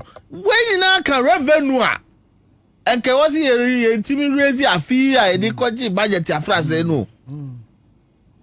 In all of this, finance minister come to media budget and is not requesting for additional funding. Enye nwanwa. Offer ya kwaji budget say ye benye sika free ha, ye benye sika free ha, ye benye sika free ha. Somewhere airport the badu nu nyina na ye kwa subsidy about almost 3 cities. And a bar form kakra was negotiation 111 years okay near and suspend kakra. Yes, I do August ya. Sa subsidy no ho be here say yes I reintroduce. Yet the central government goes to the legislative arm, goes back to the people and is not requesting for additional money. That alone should tell you, say, when good leadership is at the helm of affairs, there can be a fasodie. There can be a fasodie. 80 wa na auto 30 liters of gallon a day. 2 cedi times 30. And they are penny mama show 60 Ghana cedi jikodi. Jikodi. She we nya fe na kona bra bia she jikodi eti we ga u bana says ni nyina beka be ti say 40 cedi a e say agba no 100 Ghana bakodi. This is how we build a country such that you carry every citizen along. Bre mu odin no offer wodi ahobrase be ka kire wiase nyina na omanfo nyina se de mu odin na no na mu ya ye ka se ye ka nkrofo e be jato energy center no so ya hwe ya da kure be da so no yesu obi akokra bobo eti ya hwe na nka 1 liter per yi na obi ase wajetu ye nyina jitum se ye mfa duku mo yeyem ye yi sa adeso de kotobeku ma abandada no kofa we se yekọ. And they would have by no answer, but say, me ma for me, mamma, me so met him was it. 82 cedi a year free diesel, yet said, yeah, 1 liter per diesel or petrol is a year in a free honum. Take about Hana Baquabaha, a carbon diesel and board, they can say, and also now we have commercially. Don't know use a betting affectation to a dientem, the year free honum. As we speak, in effect, practically, we are not even paying. Sa 1 cedi per liter no. We are not paying. Come penny no na buy no. Omo ye suti aban. Man penny na buy no. Wo mo fro kwatena ponko bi so anse ye de wo fo mo nte asem. Wo mo ne ye nete. Wo mo ne ye nanam. Nti yawa ye fo wo mo yire no mo kodwa de say ye so ye yire ne ye ma me no kodwa mu ni bi no. So they understand us. Na mi wa mamu say ya. Na nye nne na amanyosem aba ne kabam kabia we ko se na nanum nyina hie yi apa ye bodu agusu se boa manokuo se obedi bosa to abati anokura no ye sabe ye to nkurusa kura ma onu obusua because that's one poor man ye ko mu ni de ne nyame isira nti ye na mu ide that is papa ofade to so mienu hwe good leadership bia ye kan yawo na no ada oni pa da sania ya wo no bosome nkono kwotena ato wantimi amfa aduma nkoba dan ewe ase wo de adoma to so tema wo refine kren wana beto and the tour has not just turned around and making some good money was starting very important exercise and no na the foundation for the establishment of tour. Why should a nation have a refinery? Say oil refinery. Now it has become a storage for other private business people. So we can find why the bad no being go. When the thing is supposed to refine. What the storeroom? What the storeroom? Kitchen. No one turning into storeroom. I said no me kuro must from place. Yes, senior high school say go for baby mom be no dem party secretary no dey aburagum. Omo hotel bro. Ade e fan kwatete that man no and on the hotel bro. Ti wo ma dwi na sorry. Adwi no aye de beda ne bibi aja bibi amanchiri man na bi ne NPP amanjuko no mo. Abrantia Edmond Combat. Na say nyansa ye di bu man na edisi hie kuro no. Emfa ho ni mfie wadi. Wafa. Say nyansa ye di bu man bo akekere man ma o man ye kra behwe no. enye mfie wadi Sedina yetimi nyama mpedi 85 years no ha private jet akọ president for France 35 years obekọ no te basic reso na eba office no kwase mbacho for yeka ni biche na se bi wo nyansa se ka busu wajimi it is pure leadership. One of the best things that has happened to the people of Ghana and the Republic of Ghana in the last 17 months is pure quality leadership. And then, approximately 45 to 50,000 barrels. Wait till I refine it now. Yes, a board, yes, Mampenia, Shakra, Penifon, Shani, ya. Now, you pay them 100,000 barrels of refinery a day. Of it, me TV data. Now, private refinery, a central for you, it will refine it, a similar and as even more than that. We are inching to an era. You better do maybe a Nigeria for one. Where we are, nobody goes out to buy a finished product. And the more we are able to meet our demands, the more we are becoming independent on our own. Because $7 $5 in Koto. Me go send to your home $5 in Koto. And the pressure no could have Amagana City no so no grana so bad. I bet it. And more combat with 85 years. Or tell me something for Peniana. Shed the Mrantia ye will crum Hamrantia. Who would have some medium film gold board. Sir, or your sector, or no? Omubienu Alfano already 50 years. From the energy minister. Okay, from the energy minister to the deputy. Yes. To Bost. To MPA. Eduji. Yes. To Emrantia Kwa. Emrantia Kwa. Obianu already 50. Emrantia Mojamu says Saka. What was I doing? Yejuma. One in a Kasa. Or show him say, I know or drill it because what China no woman ye di bejaum. No go for 73 year man. So I'm Arabia, boss so. Papa to in our order. Order Fia won Kaja. What be coffee crowd or said the year Kobuno on Pum. You obey the one as he what you know. It did the engine answered, yeah, because I'm in Bufua. The mintimia, the name of the Crono.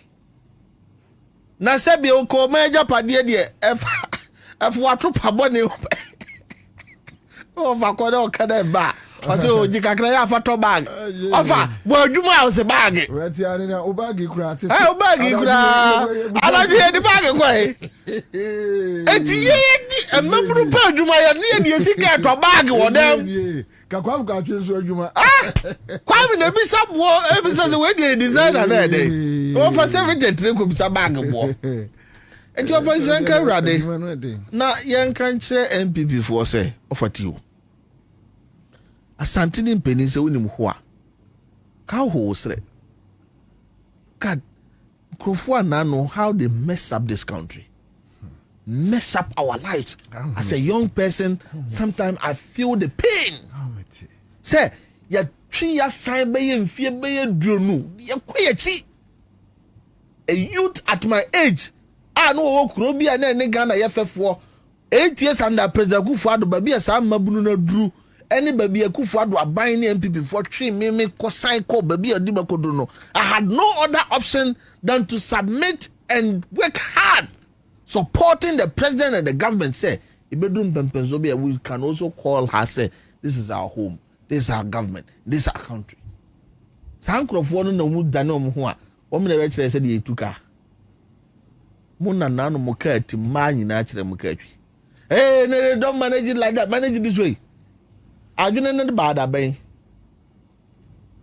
uchecho mu do mu ni adwene abre bi omu abam jiso omu fira abam, and yet they are very useful at opposition.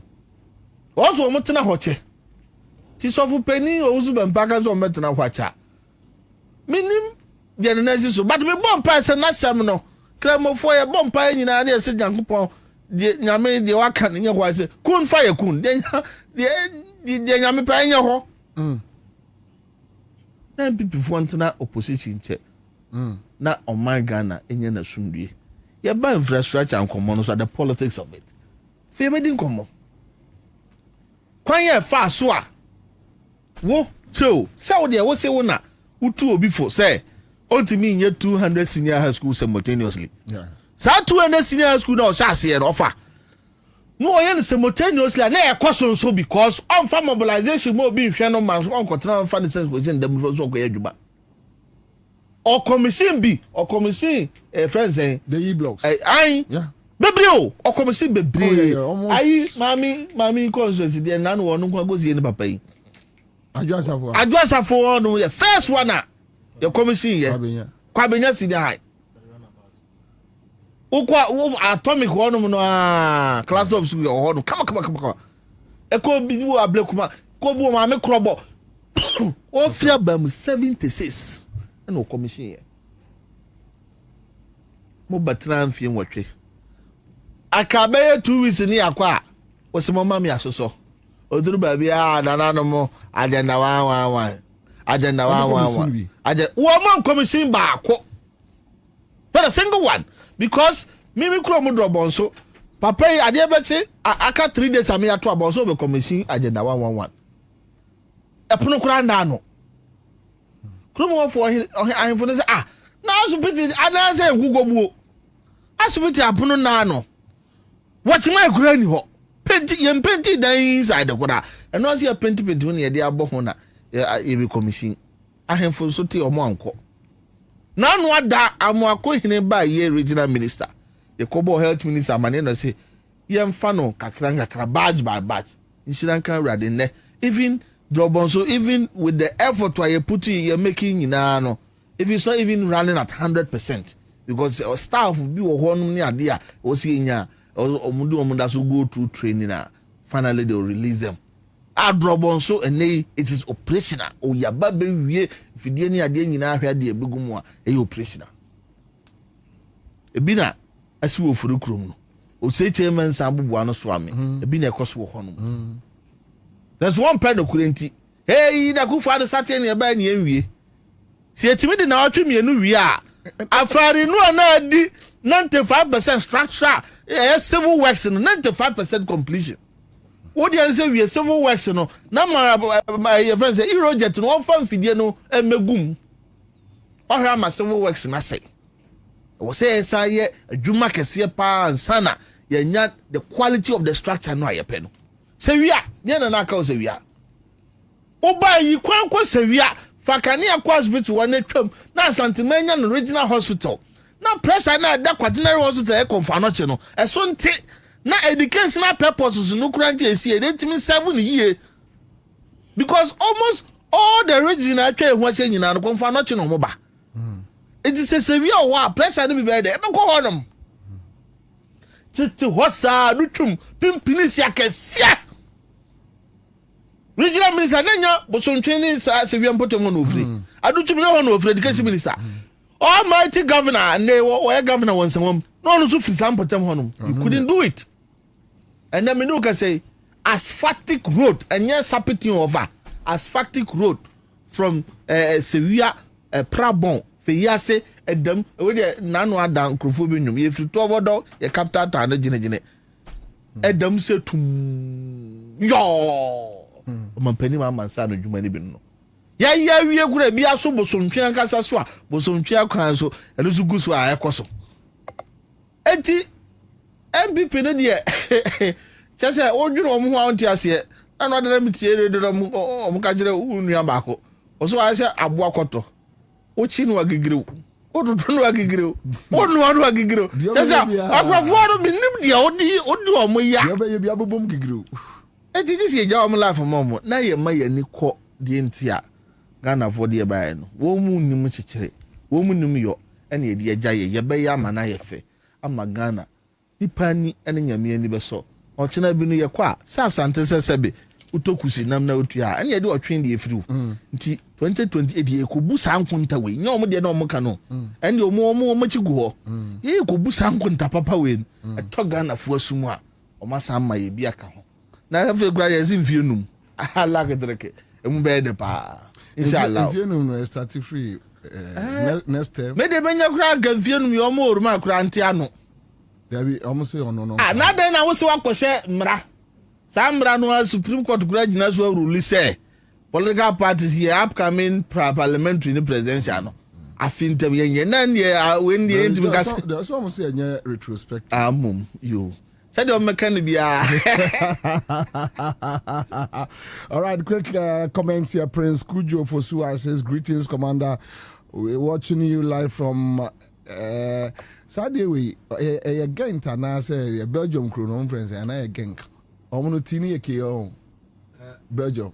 Is it Gent or Genk? 80 Gent. All right. It's okay. Gent. All right. Okay. So in Belgium, greet Kabore for me. All right. So I think the person know you, Kabore. Emmanuel, and he says Miracle Abuaji must work miracle, else in some way is waiting for him. All right. But quick one, Minia Divine. The politics behind fuel prices and infrastructure. And I think we are back to the same. Now, a bit many infrastructure and commodity. They only wait for once the Abeka home. Once somebody can catch us. Once 50. But the infrastructure conversation, especially say one person be di swami interchange won komo. O omon pekrati. We no omon pese we are asem etie kra we ase. Omon pe efra ferry asem etie wo we ase ombaye. Omon pe for krom clinic asem etie fato nche. But Debbie. But the reality is that yes, I mean, there be dim komo. En komo ni divine. Yo, Commander. And that's it. They did kind of my minchia wankasa, minchia T4. Na minchia minion mabeja François Omwasi. Na me fan shase fi baby amunyi na NDC and especially Kabore dey know the energy sector na basobody and report omo ye capus no more sector no utimusa mama ne sector ni from the ministers directorate no at the bar the various agencies under the ministry no to say NPP to the account and boss afeji onu ma wonu omo nyina omo bo adwuma nchi akese na mede mo nyina omo koso a mbo adwuma na wonim energy in common no mesha CFI to bebe ya babedu no ani bebe ya free na me na me dana se yesi abato we e won sunsanso e to abato bia si a senka abayas sa na kan komo bi wo no mu a ende ye ba ye hu senia ye bebo no unim se emre bi atwam no ye create impression bi se about fencing to any some government institutions agencies bi wo no mu a bebia ababedu no I am more or less albatross hanging on the neck of a mine. I say you're discarding and I say do away with because on mine no breast or keep such organizations and a kakiti say to unim senki a ton of success scraps 25 million CDs I just say a ton up near person good to any mass nation down far more be a case o ton her and that by society I no say there the woman say to na kaye ba be scrap ya ton and then you see yes also ejina na so now look at the number of people employer e be nya adwuma aye and if so e be bro mine and then exchange rates ton kwa adwuma di oba be din because udim say ye infango wa ye krado do na finished product no ye nane ye CD no e de ko amano si kem ye di akọ kraba ye de kwa emba bieu it is ka ekwa e affect ye Sedina ho odin and to e be gina na so adwuma ye nyina ye nimu mfaso a e beba eso ntimi e me de na me ka say government agencies for no be one more they are just modest, they are too modest about some of the things happening in their I don't know why some slow some person account because sato asem way as a some member history ne background ne be fee na man fonti ase ne be bia ba bedu because unim say me Peter Mensah me new Peter Mensah say nyo no ankasa ne so Mensah say ede me call tema shipyard na me ode me call around am me ko hu niama ye de shipyard ayen na ka obeka say best 3 to 4 years that down let's say shipyard workers random useless will be akofie. Meanwhile it is the biggest shipyard in the whole of West Africa. Ghana Juma Ghana the biggest in West Africa. Now him say bedu baby no all the sub region near ifo ni no ba kwa Ghana no ba ebe fix on ship. Now the baby see say Ghana nya Juma no omu ye kuchu no mo dey 5 recos no ma ko fix it.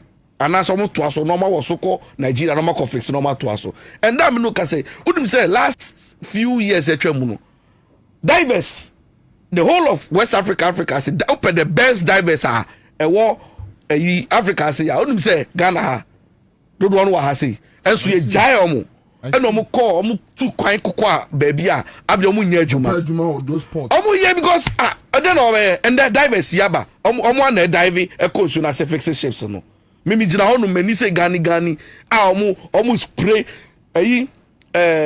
China for boat to be ebe say ye omo ship be say ye omo adoki wo honu mu aye fix wo Ghana ha ya me kwa ye chere me so we ye Ghana ni eniema Ghana aye da esi honu mu a function ya adwuma no workshop esi ho baby omo ye fabrications dey nyina ebia ni wa say yo esu yesi place no ense na ni panu mu ngwase ende eye adwuma Ghana for no omo fixing no omo the Chinese okay like omo country omo fix omo the Chinese anya no nko a edidi line mu bebre enti no me de meka say sa agency na I to say give a dog a bad name and hang it no sa de no yes like as I say enkomo a ye keka na manfo hu say ye fi baby ni aba bedu baby. Now when it comes to the politics of fool in some yeah hwe me say nkaban asesa na by this time nkomo bi wo ho no man kamenu mienu ye kangu yasum because they catch there say eye nanado aban ni NPP aban kra na omo manage economy ni ye na kaban fufuro bi na ba ye dia na ka gisem enti no ye beto about 2024 many people were a lot of people were scared to say hey ye be say aban ye de koma fufuro bi a wo hwe sure say omo nsai ni ama enne aban fufuro aba ma ye hu changes kakra bia at least you can say a perfect system but it is better than what you witnessing here in the past. That's why government no the omo de my no my raw deal sure and then me say President John Dramani Mahama issue statement or say 2 cedi that fuel also especially diesel no yente so na magana for ho high omo and opposition NPP 4% omo ridiculous omo yen to say eye bibia eye bibi unim de omo person omo yen to say eye bibia no because you see omo person be liberty discussion na magana for ya compare na hu de call ye hwe and there be analysis no na compare na manu hu say eni amanu say kotia wa so bia hu say na e call de di kan your economy no any energy sector ni nyina no chiefly hinged on exogenous factors which is external shocks external factors ne nyama okikabo mu a eno na yen no affect how I price yen fuel any energy sector nyama na so wani begu asia na say shocks be affect wa it how resilient our economy no eye na BBC a ubo say BBC abruptly no yes yo I'm about shocked to be as a destabilizing economy no so our economy no enye strong enye robust enough any shocks be about bimbiano a be affected and that is what happened in the past because NPP before catches omo manage economy no economy ni strong ninti no Ukraine Russian war ba na a shaky bibi say kakakra de besia na shaky enne Wouldn't the entire some of these things near surviving? No, it's because economy where I mean no kasa you know a position it is positioned in a way a resilient economy. Yes, a strong economy because wouldn't me as at the time where Nanado NPP abain omu fi abain mu eniye omu be fi abain mu in 2024 no na fuel 15.30 ni eto fuel no as at December o na that time no na Brent crude average no was $72.94 and na eto no 15.30 petrol or diesel. Petrol American. Because I remember diesel was around 17 cedis. American petrol. Okay. Petrol American. So this is 17 plus 17 point something. American petrol is here. Okay. And then when himself at the time after 2024 now NDC taking over no. Brent has averaged almost between $90 per barrel and now could do almost $100 per barrel as of July. Yeah, it's true. So say NDC buy we be inherited Brent averages $90 to $100. 95 crowd more. Na say the dia is so lower than 2024. No better ya na to say obi a manage economy ni because baby onu nam say an average is calculate say na 100 no. As I say higher by this time no ode sa averages na adom CD dollar na yi calculation no na ka by this time ye to 1 liter e wo 38 cedis na ka ye to 1 liter 38 cedis and so in 2026 e cheaper than the 2024 dia ebusia beto ye enti no me san komo we no eti so obi a hu say nya kra no a o check statistics data na da was see na utumu say ananu de na nikita na de na je say pentima menton crofo no share that person mo nye te say oh I te say a car 20 petrol will be 20 cedis per liter, not diesel and 30 something. Yes, and so economy even in this crisis and now say with the old calculation and now no can say Russia Ukraine war na that's war first you catch say bibia be I see Russia Ukraine war. Apart from that you see COVID and then sanama we nyina ye present Russia kra US Iran Israel Middle East crisis and so and so still na me ade ba kwa me den say time one na niama ekosoro no nyina na ye ka che na nado say na nado obetumi aye energy sector no bibi na wateso na manfo ato na nado ka kire ye say onya teso a ontumi ntua we keseka. Okay, sir. Yes, go and read. You can read the report. As more car here. Which report? Oh, on like the report I know masa one of those time they could do 23 cities, you know. Now you be sound you can Google send another response your friend say or say nya that's why you to me to Ghanaian workers car. Na nim tax build up no I ofu so no which aspect are yes here no dey edit boa workers welfare and as a workers aketia minim baby as ade ne wo bobie minim baby e wo sa build up ni mu enso ende na on say ade ba kwa aban we a demonstrate a mani age ho ne say omunjai oman no ento autopilot to say oman na kra en functions akeke otimu so bia deliberate say opese oman no on managing in a certain way na manfo ho ento mu na me adeti a say tete niam so a me I don't even care about the political class and say see this is the only opportunity a ordinary Ghanaian e was so no so bibi ball no so the national cake no be so enjoy bi anakada ni say de bia esgasha anya ko increase yes we ya politician it yente hwe so na ban bia ba na say ono see me ti bibi so enema ma eden me ti so mama manfo eno so be complain say o ti den so after all Ghana for no na benefit me no kasa say are we not benefiting? Yeah.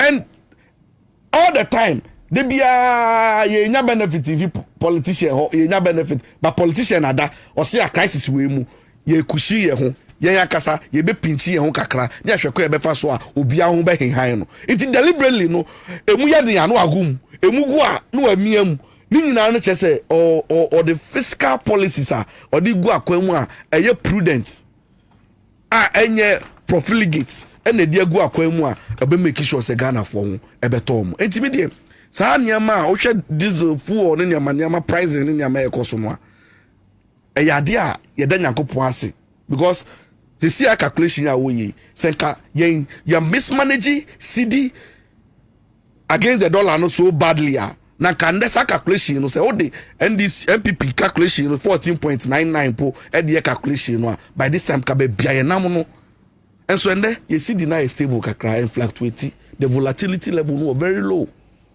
apart from that no ye kwa koto a scan ye de kono so endorse sa nti the policy of war no ade a mo ya ne so mo ba mama for no say 2 CD ne de the ohwe margin now the 2 CD trasa ano a it looks as if say aban no onye hwe but say uyo obi a we consumer na wo hwe liters mu na wo do ye calculation say na e ka bore ye no a every time obi a so which means every liter bia no when you 2 CD. When you 2 CD. And you 5 liters. 4 liters. 4 liters in one. 4.5. Yes. 4.5. So 9. You are doing 9. 9. Per gallon. Yes, we are 10 CDs. Into also to fill tank. That's our tank. They be a Fabia and fan say 1,000. We find all fill 1,000. That's 100 CDs and a yes car buying of ISA and more them about. You see, we be doing 100 CDs a week. And yet easy and yet simple posa. Yeah. That's obi to me di on behalf of the mama. So because said they were year calculation but we say fuel and the office them go to Ukraine 100 city back actually. Famame. My word. Divide bono famame. Say uyusu car. Ube first na fuel ko do 23 no. Me car na diesel. Me unim say me to be top 200 400 embu na ni na me ni me bia me fa ko se betime du akra o se me ndu o se iska keto na me dia to on seke and me no ka say uti 2 CD film na so kona so se e ma 3 na o ma 400 a obehu se ba no e sheki who difference wo mu it's so obvious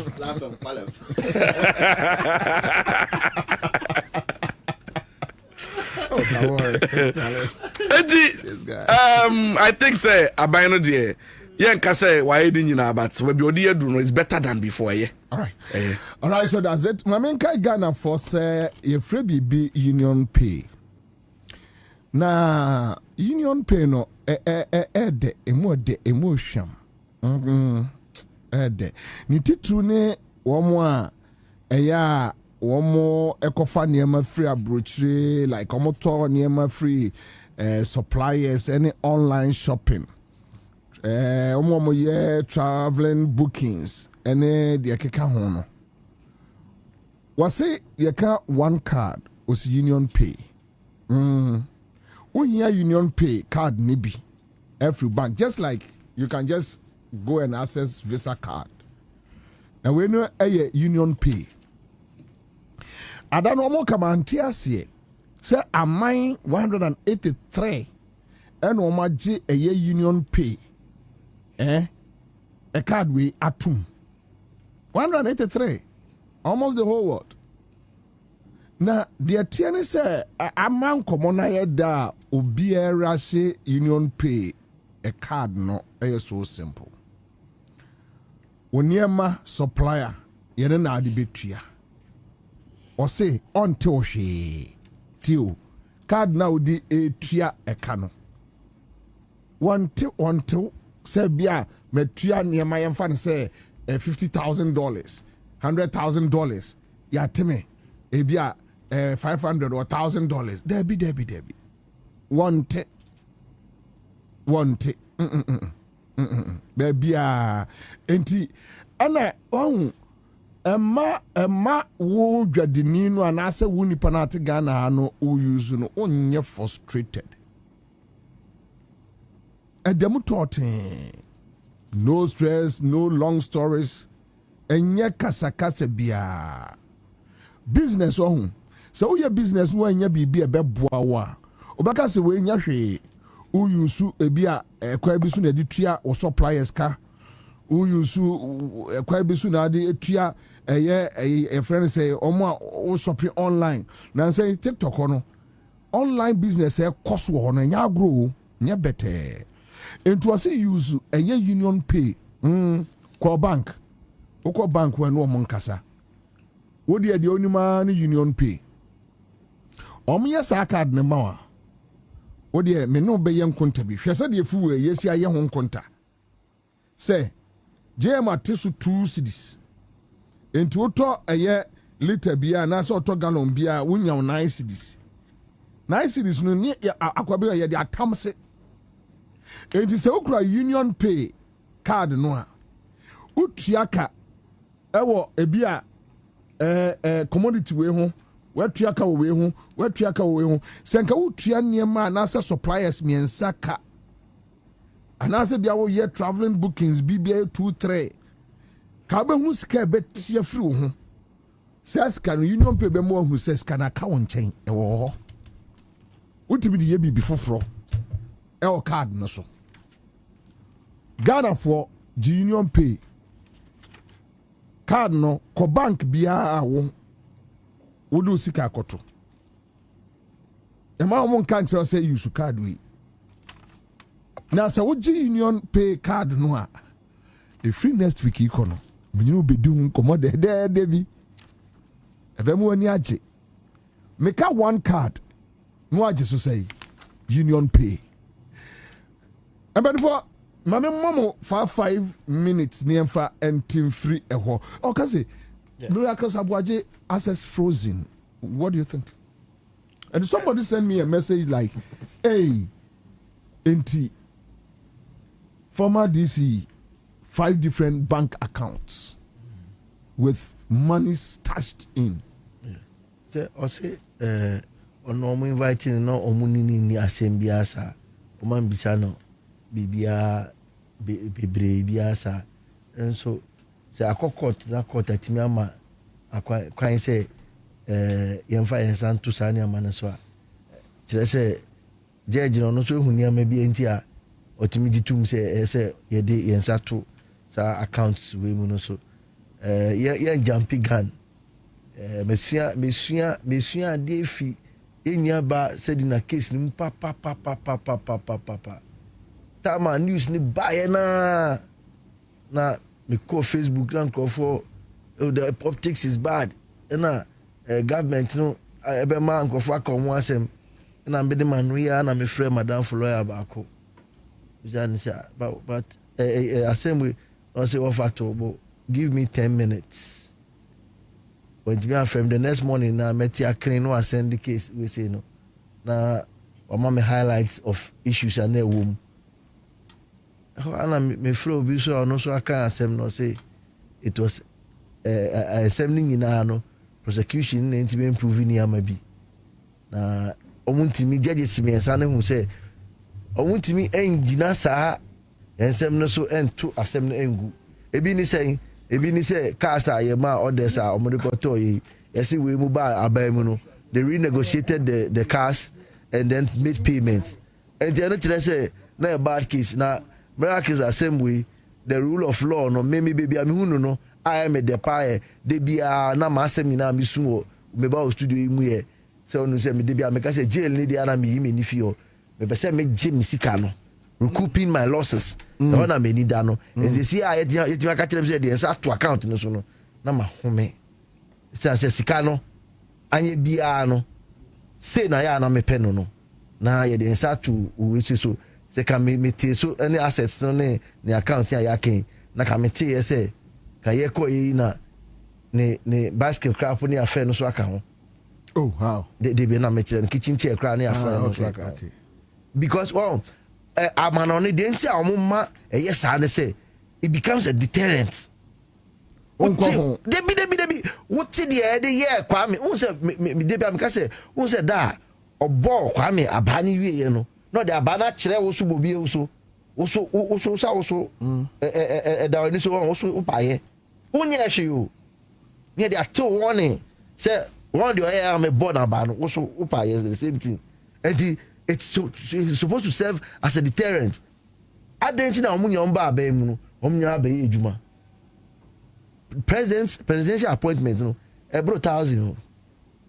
How many of them na ya from near the inside to omo asset so it shows you say obi dey obey na ejuma o no sorry din obi ebi nkwa pa ancha me ambe yi omo nfi o ono na wa throw handing over notes no asori ko obi aso frɛ no bisa ne say krata we ye hu bebi da na obi obo me akwanya kakra infrastructure ono me hwɛ sa ofa energy on oil we say any refinery ho na sa government no ye ba ko ma ban water no e no ko bo asentium enso about the refinery game.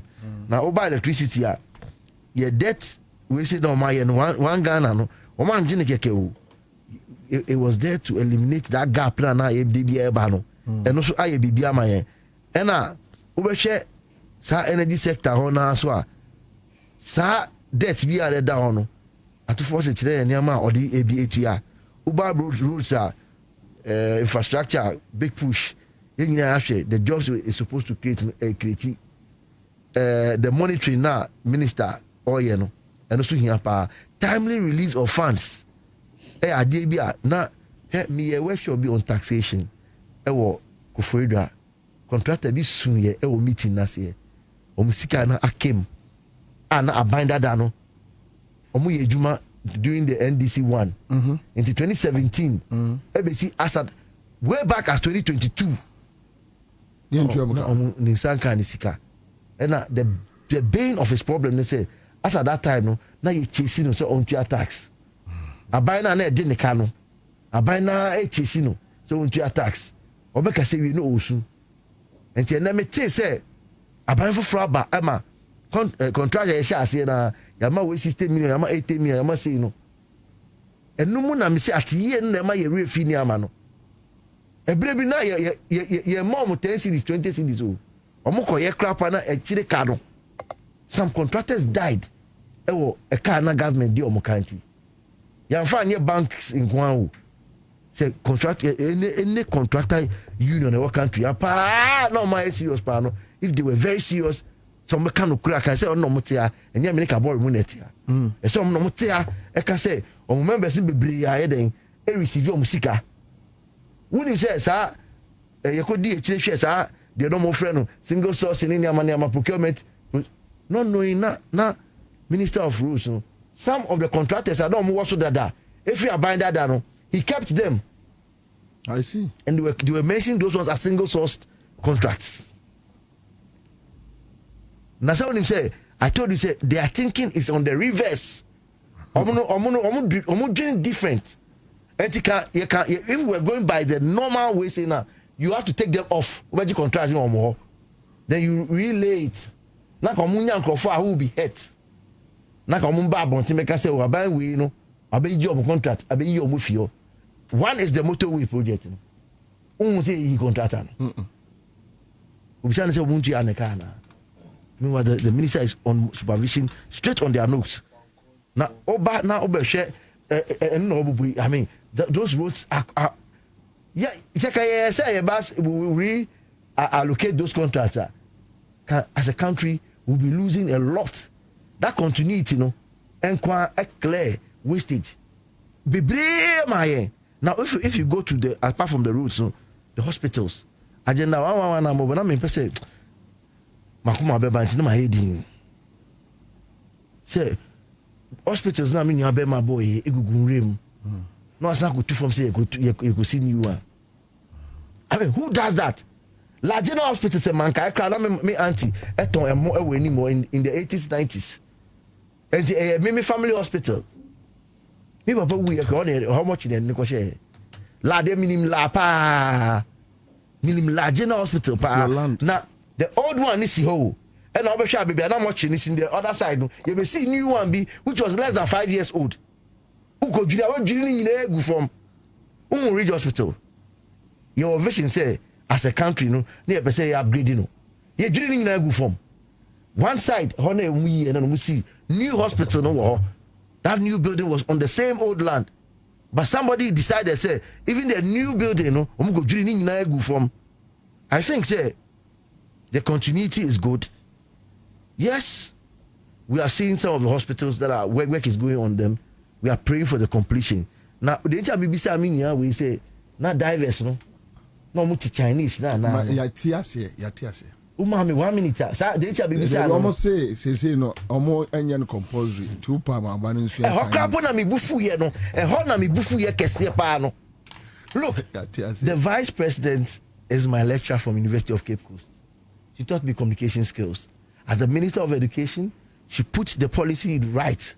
Say, children from the crèche and nursery level, early basic, you know, should be taught in their languages. It's golden. It's holistic. It is smart thinking.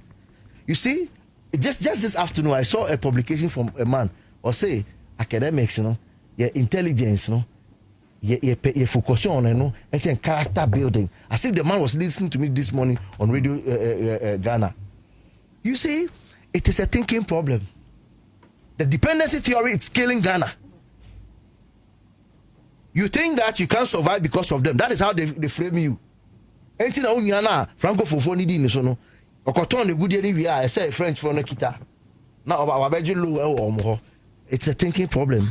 Another no. Into the you be enu kita on the pa because as Apostle Safo now on teach Chinese. And so koye the most say if you refer to the machine e be there say then it translated into our local language. Ko tiptoe lane. Boy so mu go school that. And so much be Chinese phones say no. Say laptops no. Wo dia na wo ko tie no tech no. Mongo fi say phone ni bi. And no when anye. When you leave tiptoe lane, go quick and look at what they are building. Divers no kan no. Meaning Papa Bibe so rest in peace. Mr. Otu. One go school that. No, one of the best divers at port.